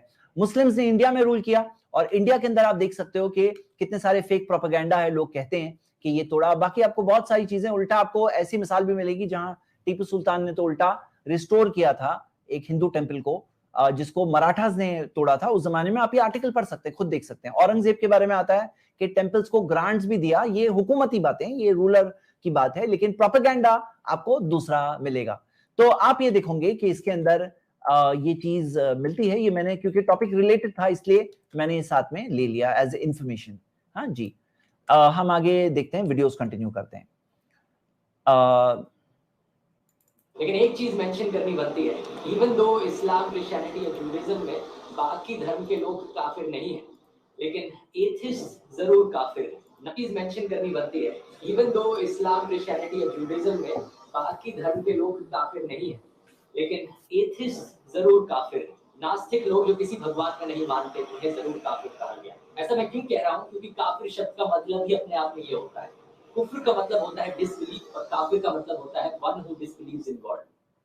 जी, तो ये बात जो है, मैं जैसे एक्सप्लेन किया कि ऐसा सिर्फ एथियस्ट के लिए नहीं है, ये एक बड़ी बात है, एक जनरल बात है। चलिए, और इसके अंदर सारे वो लोग जो नहीं बिलीव करते, लेकिन ये कोई इंसल्ट नहीं है। हाँ, चलिए, ऐसा इंसान जो भगवान में विश्वास ही नहीं रखता। लेकिन क्या इसका मतलब ये हुआ कि जो काफिर लोग हैं उन सबको मार देना चाहिए? ऐसी चीजें तो दो ही तरीके के लोग आपसे कह सकते हैं। पहले साइकोपैथ, टेररिस्ट लोग जो एक्चुअली में लोगों को मारना चाहते हैं, और दूसरे व्हाट्सएप प्रोपेगेंडा फैलाने वाले लोग जो लोगों में डर बिठाना चाहते हैं। एक्चुअली में रिलीजियस स्क्रिप्चर्स में क्या लिखा गया है? कुरान चैप्टर 9 वर्स 5 में लिखा है, किल द मुशरिक, मतलब disbelievers wherever you find them. ऐसी लाइनें कई रिलीजियस स्क्रिप्चर्स में मिलेंगी। Hebrew Bible book 1 Samuel chapter 15, Samuel भगवान का संदेशा सॉल को पहुंचाते हैं, now go attack the Amalekites and totally destroy everything that belongs to them, do not spare them. Christianity, gospel of Matthew chapter 10 verse 34 to 36, Jesus अपने disciple से कहते हैं, do not suppose that I have come to bring peace to the earth. I did not come to bring peace but a sword. Bhagavad Gita chapter 2 shloka 31 to 38, भगवान कृष्ण अर्जुन से कहते हैं, happy are the kshatriyas, the warriors to whom such fighting opportunities come unsought, opening for them the doors of the heavenly planets. ऐसी calls for violence आपको almost हर religious scripture में मिलेगी। अगर मैं इन सबको एक्सप्लेन करने बैठ गया तो बहुत लंबा वीडियो बन सकता है, लेकिन शॉर्ट में बताऊं तो ये सारी स्क्रिप्चर्स की जो लाइनें हैं, ये बहुत हेवीली कंटेक्चुअल। कॉन्टेक्स्ट के बाहर अगर आप इसे पढ़ोगे तो आपको लगेगा बात तो सही है कि ये सारे वायलेंस को प्रमोट कर रहे हैं, लेकिन कॉन्टेक्स्ट के साथ देखोगे तो आपको समझ में आएगा कि किस कॉन्टेक्स्ट में बात करी जा रही है। फॉर एग्जांपल, जब भगवान कृष्ण अर्जुन को ये कहते हैं तो वो ये कहते हैं जब महाभारत का युद्ध चल रहा है, जब प्रॉफिट मोहम्मद अपने फॉलोअर्स से ये कहते हैं, जो बात करी जा रही है कुरैश ट्राइब के साथ लड़ाई के कॉन्टेक्स्ट में। सेम चीज एप्लीकेबल है सैमुएल के केस में भी, और जीसस की जो लाइन है यहाँ उसका एक मेटाफोरिकल मीनिंग है।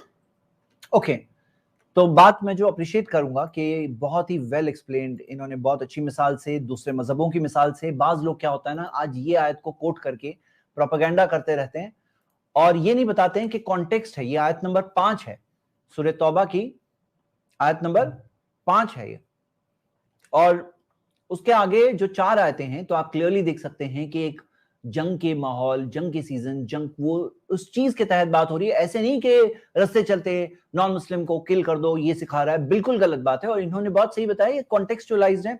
ऐसे कॉन्टेक्स्ट को निकालेंगे तो आपके सामने तो बहुत सारी ऐसी मिसालें आएगी और ये चीजों को आप देख सकते हैं। और आयत नंबर 6 देखोगे तो अल्लाह ताला ने क्या कहा, व इन अहदु मिनल मुश्रिकीन इस्तजारका फाजिरहु हत्ता यस्मा कलाम अल्लाह। अगर मुश्रिकीन में से कोई अगर आपकी पनाह मांगे, सोचो जिनसे जंग हो रही है, वो जंग के माहौल के अंदर पनाह मांग ले आपकी, तो अल्लाह ताला ने कहा फाजिरहु, उसे पनाह दे दो, हत्ता यस्मा कलाम अल्लाह, यहां तक कि वो अल्लाह के कलाम को सुनना ले। सुम्मा अबलिगहु मा मनहु ज़ालिका बिअन्नहुम कौमुन ला यअलमून, फिर उसे ऐसी जगह तक पहुंचाओ जहां वो सेफ रहे, क्योंकि ऐसे लोग हैं जिनको पता नहीं है। तो अल्लाह ताला ने बताया। अब जैसे मैं एक मिसाल आपके सामने रख रहा हूं, ये देखो, पुलिस लॉकडाउन के दौरान मार रही थी लोगों को लॉकडाउन एनफोर्स करने के लिए। ऐसी मिसालें बहुत सारी मिलेगी आपको। अब कोई अगर इसका कॉन्टेक्स्ट निकाल दे और बोले कि देखो मुंबई की पुलिस है ना, कितनी बड़ी जालिम है, इस तरह से मासूम लोगों को मार रही थी, तो फिर हम कहेंगे कि उनको कॉन्टेक्स्ट से बाहर निकालकर किसी को विलेन दिखाना है, किसी को आउट ऑफ कॉन्टेक्स्ट बताना है, तो चीजें बदल जाती है कि नहीं बदलती है। हाँ, तो कुरान की आयत यह है कि एक जान, मासूम जान का कत्ल करे ऐसा है जैसे सारे इंसानों का कत्ल कर दिया। ये बात क्यों नहीं बताते हैं साथ में, उस मासूम जान में सारे इंसान उसमें शामिल है, सब के सब, कोई भी मजहब का क्यों ना हो जी। तो ये मैं अप्रिशिएट कर रहा हूं ध्रुव राठी का, मैंने कुछ एडिशनल कमेंट्स उसमें ऐड किया। अगली क्लिप देखते हैं। इजिप्ट में जो उस समय राजा होता था उसे फारो कहते थे। फारो के ऑफिशियल साराई को देखते हैं, उसकी तारीफ करते हैं और अपने पैलेस में लेकर जाते हैं। क्योंकि इब्राहिम ने कहा कि वो उसका भाई था, तो इब्राहिम को भी अच्छी सी ट्रीटमेंट मिलती है। ये फिर से देख प्ले कर रहा हूँ। इजिप्ट में जो उस समय राजा होता था उसे फारो कहते थे। फारो के ऑफिशियल साराई को देखते हैं, उसकी तारीफ करते हैं और अपने पैलेस में लेकर जाते हैं। क्योंकि इब्राहिम ने कहा कि वो उसका भाई था, तो इब्राहिम को भी अच्छी सी ट्रीटमेंट मिलती है। ओके, तो यहाँ पे मैं आपके सामने बात रखना चाहता हूँ। मैं जरा पावर पॉइंट शेयर करके बताऊंगा। ये जो बात कही ना कि इजिप्ट में इब्राहिम, क्योंकि इब्राहिम के बारे में बहुत बात आई है यहाँ पर, बहुत बातें आई है। तो इब्राहिम जो लेके जाते हैं और उन इजिप्ट में, और वो उनकी वाइफ वहां के जो बादशाह को फैरो कहते हैं। तो मैं आपको एक बात बता रहा हूँ, फैरो, देखिए सूरह यूसुफ आप पढ़ोगे ना, इब्राहिम की बात नहीं कर रहा हूं, इब्राहिम के बहुत बाद, इब्राहिम के बाद यानी इब्राहिम के बेटे कौन, इसहाक, एक बेटे इसहाक, आइजैक जिन्हें कहते हैं, उनकी बात कर रहा हूं। उनके बेटे याकूब, याकूब जो इसहाक के बेटे, और याकूब के बेटे यूसुफ, मैं बात कर रहा हूं यूसुफ की, यानी इब्राहिम से बहुत बाद। आप कुरान में एक चीज देखोगे, और मैं ध्रुव से बात कह रहा हूं और सारे व्यूअर से भी कह रहा हूं, एक बहुत ब्यूटीफुल बात है। आप देखोगे कुरान में सूरह यूसुफ में 5 जगहों पर जहां पे मिस्र के रूलर की बात आ रही है, तो उसे मलिक कहा गया है, बादशाह, मलिक, काल अल मलिक, मलिक ने कहा, उसे फैरो नहीं कहा गया। लेकिन इन कंपैरिजन आप मूसा अलैहिस्सलाम के जमाने के फैरो को देखोगे, बादशाह को देखोगे, मूसा, मोसेस के टाइम पे, तो उस टाइम पर कुरान में आप देखोगे कि मूसा के टाइम के बादशाह को फैरो, फिरौन कहा गया। 67 प्लेसेस है कुरान में फिरौन। लेकिन यूसुफ अलैहिस्सलाम के जमाने के बादशाह को, मिस्र के रूलर को फैरो नहीं कहा गया। ध्रुव ने यूसुफ नहीं, यूसुफ के परदादा इब्राहिम अलैहिस्सलाम के जमाने के रूलर को फैरो कहा। मैं एक सवाल इसमें उठा रहा हूं, एक बात कह रहा हूं, जो उनका भी सोच है, लेकिन मैं एक बात कंपैरिजन में बता रहा हूं। अगर आप देखोगे आज इजिप्शियन हिस्ट्री को 8 पीरियड्स में डिवाइड किया गया है। उसमें old kingdom, middle kingdom, new kingdom है, और दरमियान में इंटरमीडिएट पीरियड्स हैं। आप देखोगे कि जो हिस्टोरिकल एविडेंस को कोरिलेट करके ये देखा जाता है कि यूसुफ तकरीबन मिडिल किंगडम में थे और मूसा न्यू किंगडम के पीरियड में थे। और आप देख रहे हो कि यूसुफ अलैहिस्सलाम के टाइम के बादशाह को किंग कहा गया, मलिक कहा गया, और मूसा अलैहिस्सलाम के टाइम के बादशाह को फैरो कहा गया। बाइबल में देखोगे तो दोनों टाइम के बादशाहों को फैरो कहा गया, मोसेस के भी और यूसुफ के भी, दोनों टाइप के बादशाह को फैरो कहा गया है। और आप देखोगे कि एनसाइक्लोपीडिया ब्रिटानिका का कई कोड देखिए, इसमें क्या दिया हुआ है कि जो फैरो वर्ड जो है ना, फैरो, ये कहां से आया, इसका मतलब होता था बड़ा घर, महल, महल को फैरो कहते थे पहले। लेकिन न्यू किंगडम पीरियड में, यानी बाद में न्यू किंगडम पीरियड में, तब बादशाहों ने अपने आप को ये नाम दे दिया, फैरो नाम कब दिया अपने आप को, न्यू किंगडम पीरियड में दिया। पहले ये नाम होता था सिर्फ महल का नाम, महल को फैरो कहा करता था, किया जाता था। यानी इब्राहिम के टाइम पर, यहां तक कि यूसुफ के टाइम, जोसेफ के टाइम पर महल को फैरो कहा जाता था। लेकिन बाद में न्यू किंगडम पीरियड में आया, तब बादशाह को फैरो कहा जाने लगा, जैसा कि आप एनसाइक्लोपीडिया ब्रिटानिका के इस कोड से आपने देखा। अब आप देखोगे परफेक्ट जो कुरान के अंदर जो डिस्क्रिप्शन आता है कि मोसेस के टाइम पर जो रूलर है उसको फैरो कहा गया है, और वही रूलर को जब इब्राहिम के टाइम पर है, इब्राहिम के टाइम पे बल्कि वो जो वाकया है वो फैरो का है भी नहीं अकॉर्डिंग टू कुरानिक सोर्सेस। लेकिन जो आप कह रहे हो कि फैरो कहा जाता था, वो बात नहीं सही है, और बल्कि वो नहीं, उनके बाद यूसुफ के टाइम पे भी फैरो कहना एक हिस्टोरिकल इनएक्यूरेसी है। जैसे मैं कह रहा था, आपको कुरान के अंदर हमेशा perfect, correct, final, pure version मिलेगा ऑफ द एंटायर स्टोरी, और सिर्फ एक मिसाल नहीं, कई मिसालें इसके ऊपर पूरी हिस्टोरिकल रिसर्चेस और कंपाइल की गई है, हाँ, जिसको हम सब देख सकते हैं। चलिए अगली क्लिप देख रहे हैं, मैं एंडिंग के करीब आ रहा हूं, और फिर हम सिर्फ 5 लोगों से आज डिस्कस करेंगे। ये एक ओपन लंबी स्ट्रीम नहीं है। अच्छा, मैं आप सबको एक बहुत खूबसूरत बात बताऊं, कल रात इंशाल्लाह, संडे रात हमारी जो स्ट्रीम होती है ना, नॉर्मली हम वाह इस्लाम लेकर करते हैं, ये वीकली प्रोग्राम है बाय द वे। जो लोग आज पहली बार आए हैं, हर हफ्ते आइए, मोस्ट वेलकम। हम लोग कोई ना कोई इंपॉर्टेंट टॉपिक लेकर सवालों के जवाब देखते हैं, और संडे रात वाह इस्लाम देखते हैं। लेकिन कल एक स्पेशल स्ट्रीम रखी गई है, कौन से टॉपिक पर, कौन से टॉपिक पर, 72 हूर्स, 72 हूर्स के टॉपिक पर हमने स्पेशल स्ट्रीम रखी है, लंबी स्ट्रीम रखी है कल रात को, जिसमें मैं इंशाल्लाह शेख सरफराज फैजी, शेख किफायतुल्लाह सनाबिली और शेख शाबान बेदार, हम लोग चारों रहेंगे। 72 हूर्स के टॉपिक को फेस टू फेस बात करेंगे। किसको आना है, आओ फेस टू फेस बात करो हम लोगों से। हाँ, लॉन्ग स्ट्रीम रहेगी, 3 घंटे की रहेगी इंशाल्लाह। तो चलो आज का, क्योंकि शॉर्ट स्ट्रीम है, मैं 2 क्लिप्स, 3 क्लिप्स और 2 क्लिप्स और बता रहा हूं, और इस आज की स्ट्रीम को फिनिश कर रहा हूं। तो आइए हम कंटिन्यू करते हैं अगली क्लिप यहां है।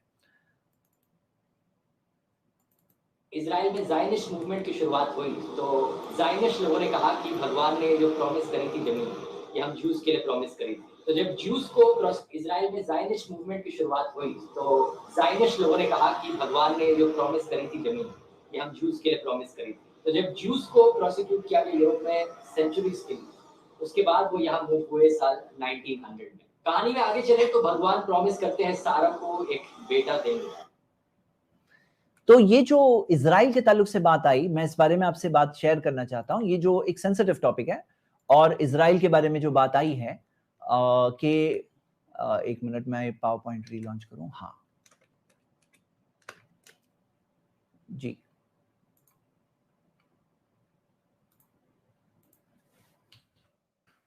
तो ये जो लैंड है, प्रॉमिस लैंड जूस को दिया गया, और यही बेसिस एक्चुअली बाइबल का जो वर्स ध्रुव कोट कर रहे हैं वो ये वर्स है, ये जेनेसिस चैप्टर 15 वर्स 18, जिसके अंदर आता है in that day the Lord made a covenant with Abram, शुरू में इब्राम नाम था, बाद में इब्राहिम नाम हुआ, सेइंग, गॉड ने वादा किया इब्राहिम के साथ, सेइंग, ये कहते हुए कि मैंने ये जमीन मिस्र इजिप्ट की दरिया से लेकर जो ग्रेट दरिया यानी यूफ्रेटिस तक मैंने जमीन दे दिया है तुम्हारे unto thy seed,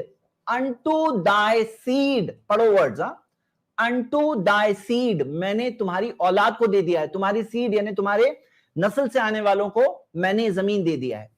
तो अब ये जमीन की बात है, तो आप देखोगे कि इब्राहिम के तो दो बेटे थे, दोनों from the seed of Ibrahim हुए ना, इसहाक यानी कि आइजैक और इस्माइल जिन्हें इश्माइल कहते हैं बिब्लिकल सोर्सेज में। आपके सामने बाइबल जेनेसिस चैप्टर 16 वर्स 15 है। मैं क्यों बता रहा हूं, एक वजह है, इसके अंदर दिया है कि हागर बोर इब्राहिम असन और यानी कि और जिसका नाम इस्माइल। तो आप ये सारे वर्सेस देख सकते हो, सारे वर्सेस जिसके अंदर इस्माइल को इब्राहिम का सन बताया गया, जाहिर सी बात है सन थे तो सन बताया गया, और सारे वर्सेस सामने हैं। तो फ्रॉम दाई सीड जो दिया गया, तो जो आज हम देखते हैं कि जो जूस क्लेम करते हैं कि ये जमीन हमारी है, एक्सक्लूसिवली हमारी है क्योंकि हम सीड ऑफ इब्राहिम है, तो यहां एक बात यह है कि सीड ऑफ इब्राहिम तो अरब्स भी तो है, सीड ऑफ इब्राहिम अलैहिस्सलाम की सीड सिर्फ इजराइल या बनी इसराइल नहीं है, इब्राहिम अलैहिस्सलाम की सीड अरब्स भी तो है अकॉर्डिंग टू बाइबल।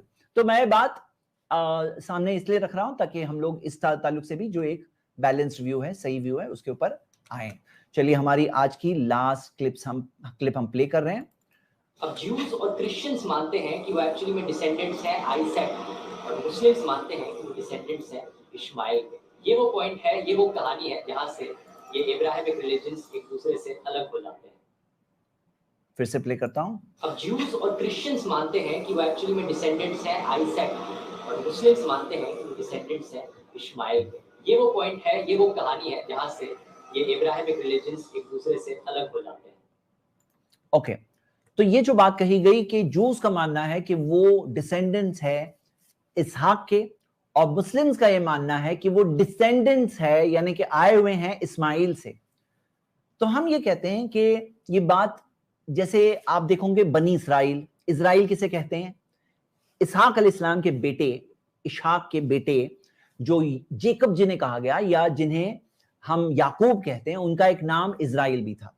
और बनी इसराइल यानी उनके 12 बच्चे, 12 जो बेटे थे उसमें से एक यूसुफ, वो जो 12 बेटे थे वो 12 से 12 कबीले निकले बनी इसराइल के। तो आप देखोगे कि जो इजराइल जो जूस है उनका कहना है कि हम लिनेज में से है, इजराइल का लिनेज में से है, किसकी, हम बनी इसराइल की लिनेज में से है। और आप देखोगे ईसा अलैहिस्सलाम, जीसस क्राइस्ट जो आए वो भी बनी इसराइल में से यानी कि जूस में से। और हम ये देखते हैं कि यही सेम चीज मुस्लिम्स के बारे में कहना कि मुस्लिम्स जो आए इसहाक से, इस्माइल अलैहिस्सलाम से आए, तो हम लोग ऐसे कोई उनकी फैमिली से आए हुए हैं ऐसा तो नहीं है, बल्कि ये कहा गया है सारे इंसानों को सही रास्ता बताने के लिए जिस मालिक ने गाइड्स भेजे, मैसेंजर्स भेजे, उन्होंने मोहम्मद सल्लल्लाहु अलैहि वसल्लम को मैसेंजर बनाया काफतल लिन्नास, सारे इंसानों के लिए, ऑल ऑफ ह्यूमैनिटी, सारे इंसानों के लिए उन्होंने भेजा। अल्लाह ताला ने मोहम्मद सल्लल्लाहु अलैहि वसल्लम को सारे इंसानों के लिए पैगंबर रसूल पैगंबर बनाया, भेजा, और उनकी नबूवत सारे इंसानों के लिए है। और हम ये मानते हैं कि हम फॉलोअर्स ऑफ मोहम्मद सल्लल्लाहु अलैहि वसल्लम। मोहम्मद सल्लल्लाहु अलैहि वसल्लम अरब थे, डिसेंडेंट ऑफ इस्माइल थे, लेकिन सारे मुसलमान डिसेंडेंट्स ऑफ इस्माइल थे। ये बात एक्चुअली थोड़ी इनएक्यूरेट हो गई। हाँ, हम ये मानते हैं कि हमारे फोर फादर इब्राहिम इस्लाम, जिनकी हम वे को फॉलो करते हैं, अबीकुम इब्राहिम आता है कुरान में, सूरह 22:78, तुम्हारे फोर फादर इब्राहिम। तो हम इब्राहिम इस्लाम को की इस बात को फॉलो करते हैं, यस, लेकिन स्पिरिचुअल तौर पर, जैसे कहा गया, लेकिन not in the sense of कि हम लिनेज में उनसे है या फिर ये एक फैमिली सिस्टम है, ऐसा नहीं है। ये एक ऑल ऑफ मैनकाइंड के लिए है, जैसे कि हमने देखा। चलिए, तो कुछ बातें यहाँ पे स्ट्रीम में मैंने आपके सामने रखी। फाइनली मैं यही कहूंगा कि एक स्पिरिट जो हम सबको डेवलप करना चाहिए, और हकीकत में ये सारी मिसअंडरस्टैंडिंग्स, नफरतें, प्रॉब्लम्स जो आते हैं ना, मैं इस बात में टोटली अग्रीड हूँ ध्रुव के साथ भी, कि ये कम्युनिकेशन गैप से आते हैं। आपस में लोग बात नहीं करते हैं ना, तो इस वजह से ये नफरतें आती है, इस वजह से ये सारे प्रॉब्लम्स आते हैं। और हम सबको पॉजिटिव कम्युनिकेशन एक दूसरे में आपस में रखना चाहिए, और एक दूसरे के साथ पॉजिटिवली कम्युनिकेट करना चाहिए, ताकि नफरतें दूर हो, अंडरस्टैंडिंग बढ़े। मैंने उसी स्पिरिट में ये एक छोटी से प्रेजेंटेशन को आपके सामने रखा, इस मकसद से कि एक करेक्ट इन्फॉर्मेशन पहुंचे, हमारी साइड ऑफ द स्टोरी, जो ध्रुव ने बहुत कोशिश की कि अच्छी तरह से प्रेजेंट करें, लेकिन कुछ चीजें मिस हो जाती है। तो मैंने ये कोशिश की कि आ साइड ऑफ द स्टोरी थोड़ी और प्रूफ्स के साथ आपके सामने आ जाए। कुछ व्यूज थे, कुछ बातें थी। I hope positive dialogue continue होता रहे और पॉजिटिव अंडरस्टैंडिंग बढ़ते रहे, और हम सबको यूनाइट होकर नफरतों को दूर करना है, अंडरस्टैंडिंग बढ़ाना है, यही बहुत जरूरी हम सबके लिए। शुक्रिया। अब हम 5 गेस्ट को लेंगे। कमेंट ये पिन किए जा रहे हैं, लिंक पिन किया गया होगा, आप लोग जरूर ज्वाइन करें। और 5 गेस्ट हमारे आज के स्ट्रीम में जुड़ेंगे, हम जिनसे ये टॉपिक पर, सिर्फ इसी टॉपिक पे बात करने के लिए आए। जनरल बातें ना करें, सिर्फ इसी मौजू पर बात करने के लिए जरूर आए। मैं आप सबको बता दूं, हर फ्राइडे नाइट, जब तक लोग ज्वाइन हो रहे हैं, हर फ्राइडे नाइट हम एक स्ट्रीम करते हैं जिसका नाम है बोल, जिसमें हमने इस फ्राइडे स्ट्रीम किया था नशे के ऊपर। और आपको पता है कि नशे का प्रॉब्लम एक बहुत बढ़ता हुआ अंडर एस्टिमेटेड प्रॉब्लम है, जिसके अंदर ड्रग्स, अल्कोहल, ये सब उसमें शामिल है। हर थर्सडे रात हम एक प्रोग्राम करते हैं जिसका नाम है हमारा ख्वाब बेटर इंडिया। इस थर्सडे को मैं और शेख अब्दुल शकूर मदनी ने अनएम्प्लॉयमेंट का मौजू, बेरोजगारी का मौजू डिस्कस किया था, और कुछ हम लोगों ने 66 से ज्यादा बिजनेस आइडिया शेयर की थी, हलाल बिजनेस आइडियाज, कि कोई अगर बेरोजगार है तो ये इतनी है, और विजन शेयर किया कि हमें अपने नेगेटिव आउटलुक से बचना चाहिए। हर सैटरडे रात एतराजात हक क्या है, वो हम लोग ये प्रोग्राम देखते हैं। इसके अंदर अल्हम्दुलिल्लाह पिछले 2 वीक्स के अंदर, और लिंक पिन हो गया दोनों जगह पर, हाँ ओके। तो पिछले 2 हफ्ते में हम लोगों ने गुलामी का मौजू लिया था। आपको पता है ये इल्जाम लगाया जाता है कि इस्लाम गुलामी सिखाता है। तो फर्स्ट वीक में हमने गुलामी का टॉपिक लिया, सेकेंड वीक में हमने बांदी का टॉपिक लिया, सेक्स स्लेवरी का टॉपिक लिया, बल्कि थर्ड वीक में अंदर मैं कुछ हदीसों का जवाब आज देने वाला था, लेकिन पोस्टपोन करना पड़ा मुझे प्लान, क्योंकि ये टॉपिक थोड़ा सा इमीडिएट आया हुआ था। मैंने सोचा इसको आपके साथ में शेयर कर लूं। मैं आप सबको इनवाइट करता हूं कि आप हमारे i+ TV के सब्सक्राइब करें जरा। हमारा प्लेटफॉर्म है एक, और अल्हम्दुलिल्लाह, लेकिन और लोगों तक पहुंचने में if you can help us, तो आप इस सही बात को लोगों तक पहुंचाने में आप भी हमारे साथी बनेंगे, हमारे हेल्पर बनेंगे। हमारे पास इंफॉर्मेशन बहुत सारी है, कंटेंट बहुत सारा है, प्रमोशन की जरूरत है, और तो आप लोग हमारे साथ जुड़ें, इस चैनल को जरूर सब्सक्राइब करें, दूसरों को भी दावत दें कि वो लोग भी सब्सक्राइब करें और वीडियोस से बेनिफिट हासिल करें, और जरूर इस चीज में हमारे साथ रहें। अच्छा, और मैं आपको बता रहा था कि मंडे को एक हमारी स्ट्रीम होती है जिसके अंदर टॉपिक होता है टॉपिक है बच्चों के लिए। मैं बच्चों के साथ, बच्चों की जुबान में आपस में उनके साथ में बात करता हूँ। चलिए, मैं देख रहा हूँ कि 5 गेस्ट जुड़ गए हैं, तो फर्स्ट गेस्ट को मैं ले रहा हूँ। इंसान नाम है इनका। यस, इंसान। अस्सलाम वालेकुम। वालेकुम सलाम।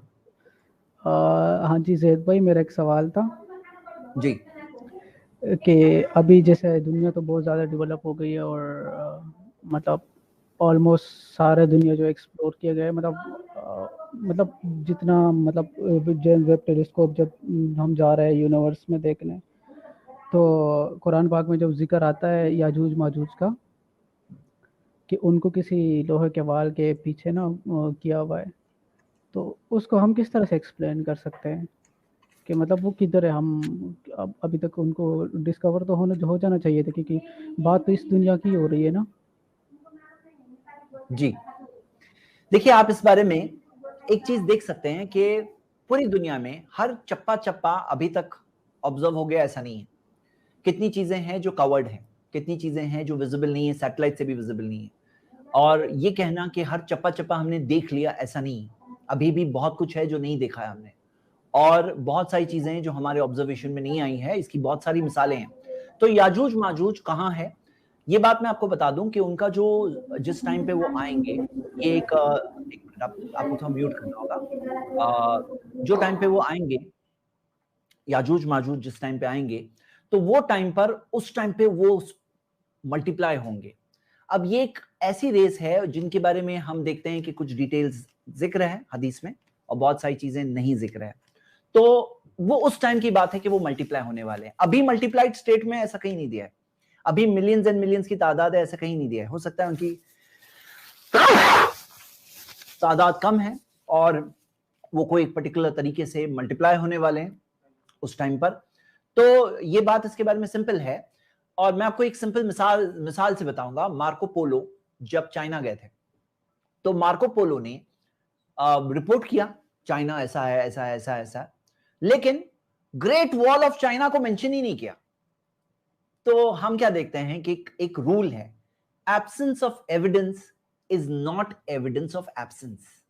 किसी चीज का प्रूफ ना होना उसके वजूद के नहीं होने की दलील नहीं है। मतलब कोई चीज के बारे में अगर किसी ने नहीं देखा, उसके मतलब ये नहीं कि वो है ही नहीं दुनिया में। समझ रहे हैं आप? तो यही बात है याजूज माजूज के ताल्लुक से। यही बात मैं आपके साथ में शॉर्ट में शेयर कर रहा हूं इस सवाल के जवाब के तौर पर। चलिए, थैंक यू फॉर कमिंग, जज़ाकल्लाह खैर। Next, voice of Janata. Yes, voice of जनता। अस्सलाम वालेकुम। वालेकुम सलाम रहमतुल्लाहि व बरकातहू। जैद साहब, मैं ये कह रहा था, कल आपका टॉपिक 72 हो रहा है ना, तो उसके साथ में 1000 अफसर आए, वो साथ में लेके चलना प्लीज। क्योंकि अभी आपको मालूम है 72 और के ऊपर अभी फिल्म बनाई है, क्या क्या ड्रामा, क्या क्या खंडाएंगे ये लोग। उसके लिए बोल रहा हूँ, ताकि हमारे जो लड़के हैं ना, जो यूट्यूब पे क्लिप डालते हैं, उसके साथ में वो क्लिप काट के वो भी डाले अलग अलग अपने अपने चैनल पे, तो सबको ये मालूम पड़ेगा ना 72 हो रही नहीं, 1000 अफसर है, वो अच्छी है, ज्यादा है। जी, सजेशन आपका अच्छा है। इंशाल्लाह कल हमारा जब प्रेजेंटेशन आप देखेंगे पावर पॉइंट के साथ में, तो आपको और भी डिटेल्स पता चलेगी इंशाल्लाह। हाँ, थैंक्स फॉर कमिंग, शुक्रिया। Mister x. अस्सलाम वालेकुम या रहमतुल्लाह। वालेकुम सलाम रहमतुल्लाहि व बरकातहू। बात क्रिश्चियनिटी, एथिज्म और इस पे किताबों पर ही चल रही थी। तो फिर अहलुल किताब मतलब जो कुरान है, तौरात है, इंजील है, अगर इंजील को आज के ज़माने में अगर रिसर्च करने जाए और एक्चुअल इंजील क्या उतरी है अगर रिसर्च करने जाए, तो क्या पॉसिबल है उसको ढूंढना, मतलब जो आज के टाइम पे निकले, अगर एक्चुअल इंजील में क्या क्या उतरा था, क्योंकि ईसाइयों ने तो फेरबदल कर करके। जी, जैसे ब्रदर आपने जो इंजील के बारे में, जैसे प्रीवियस प्रॉफिट्स को, पिछले नबियों को किताबें दी गई, और वो किताबों में हम देखते हैं कि इंजील भी उन प्रीवियस किताबों में से जो ईसा अलैहिस्सलाम को दी गई, उस जमाने और दौर के लिए थी, उस पीरियड के लिए थी। जब उसका पीरियड खत्म हो गया, तो अल्लाह ताला, गॉड अलमाइटी, ऊपर वाला जानता है कि कौन सी चीज किस जमाने के लिए है, किस दौर के लिए, किस पीरियड के लिए। वो उस पीरियड के लिए थी। जब उसका पीरियड खत्म हो गया, तो उसके उस डिवाइन विजडम में वो चीज अपने प्योर फॉर्म में, अपने अनकरप्टेड फॉर्म में आज मौजूद नहीं है। आज मौजूद नहीं है, जैसा कि हमने कई मिसालें आज भी देखी और भी देख सकते हैं। कुरान में भी दिया हुआ है, युहर्रिफून अल कलिमा अन मवादीही, कि वो लोगों ने बातों को अपनी जगह से बदल दिया और काफी कुछ भूल गए।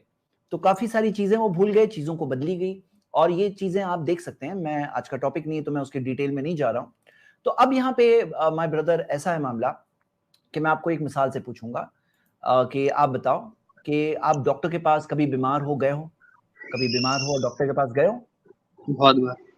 हाँ, अब ऐसा कभी हुआ है कि डॉक्टर ने आपको कहा है कि ये नहीं खाना, वो नहीं खाना, ऐसा कहा है आपसे कभी?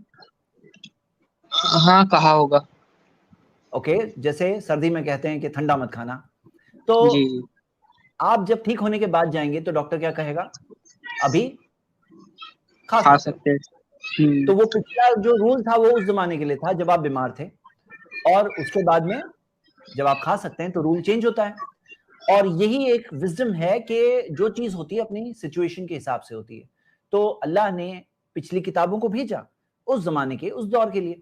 अब लास्ट बुक कुरान के आप मिरेकल देखिए, 1400 साल चले गए अनचेंज्ड, कोई बदल नहीं सकता। मिलियंस ऑफ लोग हैं कुरान के हाफिज जिन्होंने कुरान को याद किया है, और सिर्फ कुरान के अंदर आप देखिए 10 अलग अलग आप देखोगे क़िराअत मौजूद है, सबके सबकी मुतवातिर चेन्स ऑफ नरेशन है।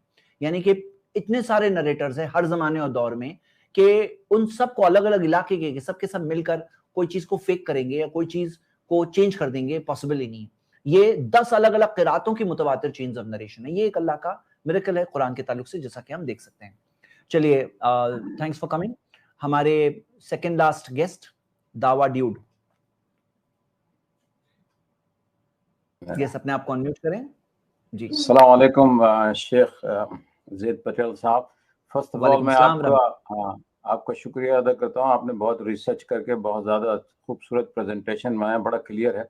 एक चीज़ आज की प्रेजेंटेशन में मैं जानना चाहूँगा कि जूश लोगों का, मैं जब दावे पे होता हूँ तो बोलते हैं कि इस्माइल जो है वो बड़ा है बेटा और वो छोटा है इसहाक का, लेकिन जो है कुर्बानी जो है वो इसहाक की है, इस्माइल की नहीं है।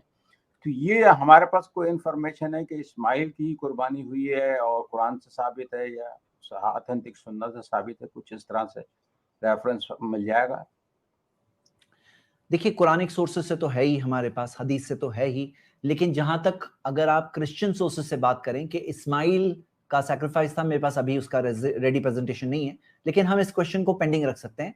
आप अगर हमारे इसी प्रोग्राम में एतराजात में अगले सैटरडे आए तो मैं इसका प्रेजेंटेशन देने की कोशिश करूंगा इंशाल्लाह, क्योंकि मैं जानता हूं, क्योंकि अभी कुर्बानी के दिन भी है, तो ये एक रेलेवेंट क्वेश्चन है, इसको हम कवर करेंगे इंशाल्लाह। ओके, जज़ाकल्लाह खैर। एक और चीज़ मैं आपको थोड़ा इन्फॉर्मेशन देना चाह रहा हूँ। मैंने रिसेंटली देखा है कुछ क्रिश्चियन चैनल है, एक कहता है हिस्ट्री वैली है, इंग्लिश चैनल है, दूसरा मिथ विजन है। वहाँ पर 5-7 डॉक्टर PhD क्रिश्चियन स्कॉलर हैं, उन्होंने क्रिश्चियनिटी छोड़ दी। उन्होंने ये देखा है कि होमर में जो ग्रीक मिथिकल जो एपिक है उनका, उसमें एक कैरेक्टर है हेक्टर।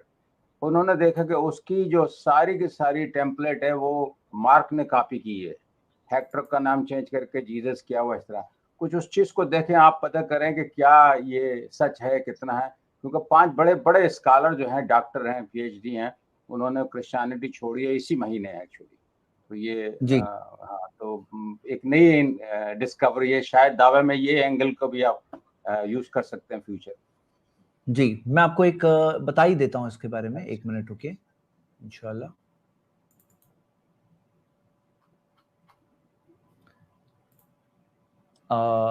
ये देखिए,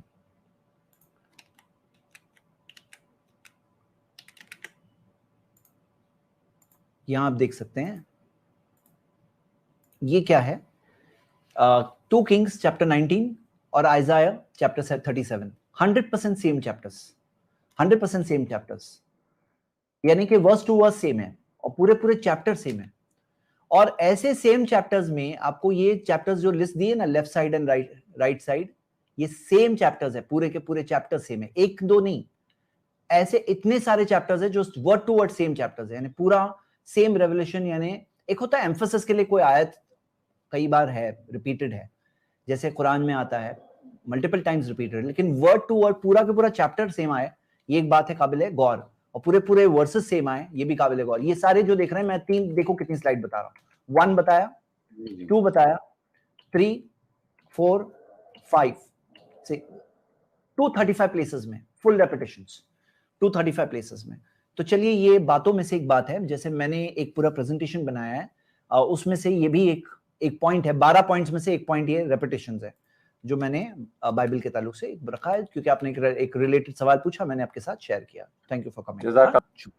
वो एक हमारे आखिरी guest Arif MPJR, sorry Arif मैंने कहा लेकिन किसी और का नाम क्लिक हो गया जी, तो हम उनको भी लेंगे जी। वालेकुम सलाम।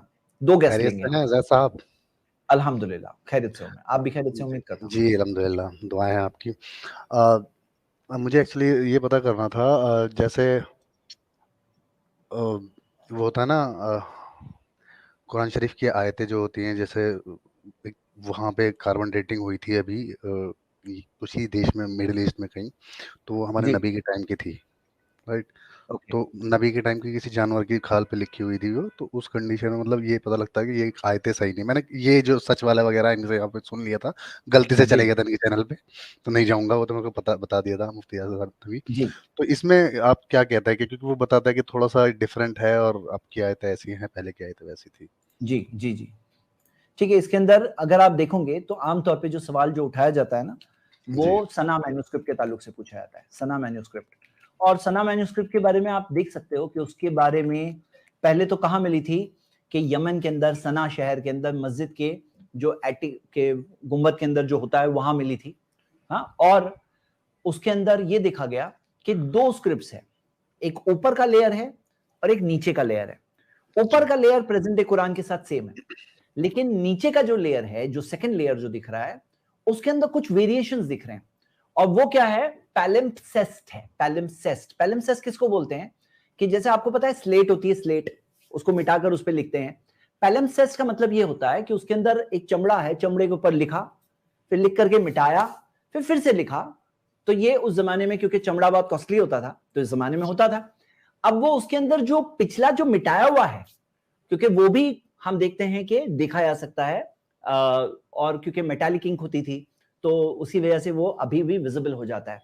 तो जो नीचे का लेयर जो मिटाया हुआ है, वो मौजूद लेयर नहीं है पहले तो, जो भी उसका ओरिजिनल है उसने उसको मिटाया है खुद ही, और वो जो मिटाया है उसके अंदर उनको वेरिएशन मिल रहा है, कुछ चीजें।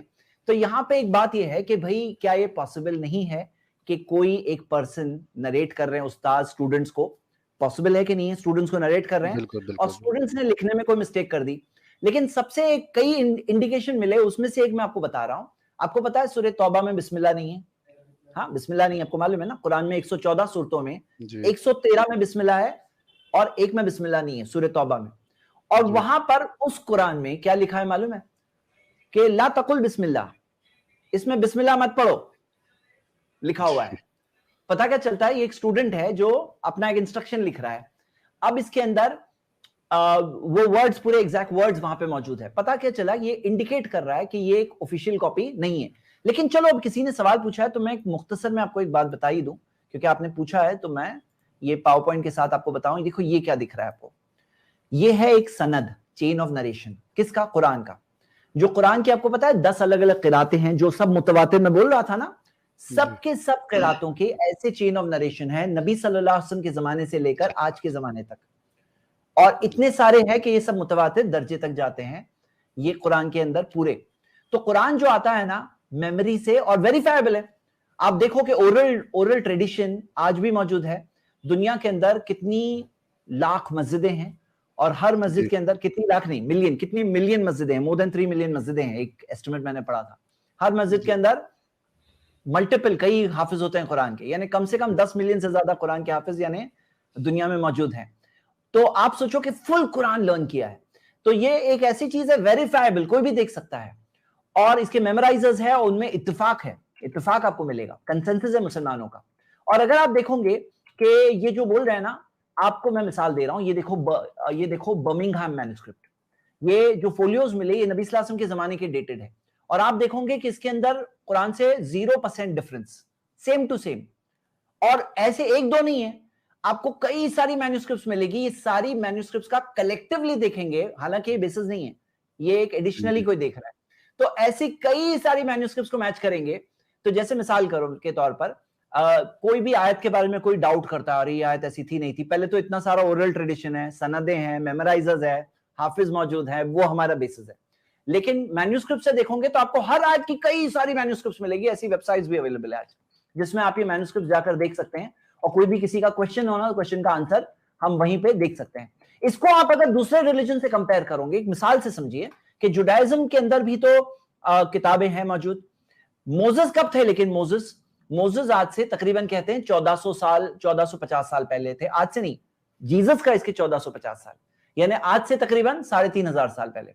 लेकिन आपको डेड सी स्क्रॉल जो मिलेंगे वो तकरीबन, जो सबसे पुराने जो ओल्ड टेस्टामेंट मिलता है, सबसे पुराना डेड सी स्क्रॉल्स, तो वो जो है तकरीबन 150 बीसी से 70 सी के बीच में, यानी कि मोसेस और उसके बीच में तकरीबन 1250-1300 साल का फर्क है। 1250-1300 साल का फर्क है मैन्युस्क्रिप्ट में और ओरिजिन में। उसी तरह क्रिश्चियनिटी में आप मिसाल देख सकते हो, ये स्क्रीन को देखोगे तो अलग अलग मजहब की किताबों में कब वो किताब आई थी और कब की ओल्डेस्ट मैन्युस्क्रिप्ट है, तो आपको इस्लामिक सोर्सेज में पहले तो ओरल ट्रेडिशन मिलती है, इतने सारे यानी हाफिज मिलते हैं, वो मेंटेन्ड ट्रेडिशन मिलती है, सनदें मिलती है, चेन ऑफ नरेशन, वो नरेशन के अंदर जो जो रावी है उनके बारे में इंफॉर्मेशन मिलती है, और फिर उसके बाद में आपको मैन्युस्क्रिप्ट्स भी मल्टीपल मैन्युस्क्रिप्ट्स मिलती है, हर आयत के बारे में आपको कईयों गुना प्रूफ मिलता है, यानी कि आउट ऑफ द डाउट के बहुत आगे। हम लोगों ने एक्सट्रीम किया था जिसमें बाज ऐसे बोगस सवाल बाज लोग अप्रिशिएट नहीं करना चाहते, they don't want to be honest about it, वो देखना नहीं चाहते हैं, सिर्फ एक अपना एजेंडा लेके बैठे हैं, और वो वर्ल्डली तौर पर, दुनियावी तौर पर थोड़े दिनों के लिए कर सकते हैं, एग्जाम है भाई, हम लोग जाने वाले हैं यहाँ से आगे, तो वो लोग ऐसे कुछ फेक सवालात उठाते हैं। हमने एक स्ट्रीम की थी जिसके अंदर हमने सारे सवालों को जवाब देने की कोशिश की थी, तो आप वो उसके लिए डिटेल्स के लिए देख सकते हैं। शुक्रिया। अरे जैसे वो लेडीज एक बार अड़ गई थी आपसे कि नहीं, मुझे वो लेडीज थी वो आपसे अड़ गई थी पूरी तरीके से, नहीं मैं नहीं मानती इन चीज़ों को, फिर को हटाना ही पड़ा था मजबूरी में।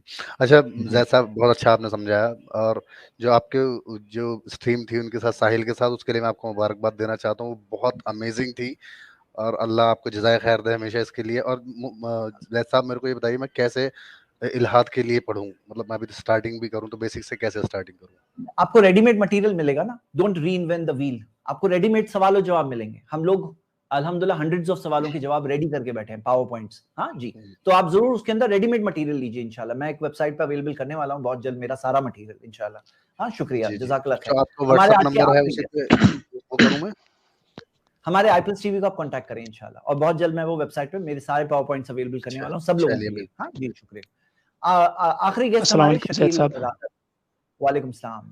अस्सलाम वालेकुम सैयद साहब। जैद साहब वैसे मैं आपको, वैसे अभी कोई सवाल नहीं रह गया, लेकिन मैं आपको अप्रिशिएट करना चाहता हूँ। मैं बहुत टाइम से आपको फॉलो कर रहा हूँ, जब से लगभग आप एक्स मुस्लिम के साथ डिबेट कर रहे थे लास्ट टाइम, तब से मैं लगभग हर दिन आपका हर एक वीडियो देखता हूँ, और लगभग मैं नोट्स भी बना लेता हूँ उसके, क्योंकि आजकल मैं देख रहा हूँ कि इस वाले इरा में मतलब बहुत ज़्यादा लोग मतलब थोड़ी सी कहीं पे हमारी मतलब एक हदीस होती है ना किसी मतलब टॉपिक के रिलेट, बस वो वही पकड़ लेते हैं, और आज बच्चों को कन्विंस करना बहुत इजी होता है। वो रेफरेंस सही मुस्लिम से देते हैं या फिर इस्लाम 360 से देते हैं, तो कन्विंस हो जाता है इंसान।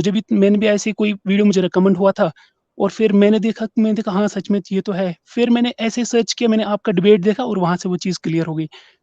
सो मैं आपको अप्रिशिएट करना चाहता हूँ, मतलब इतनी डीप रिसर्च होती है ना आपकी, मतलब पूछिए मत, मतलब बहुत ज़्यादा मुतासिर हुआ हूँ आपसे।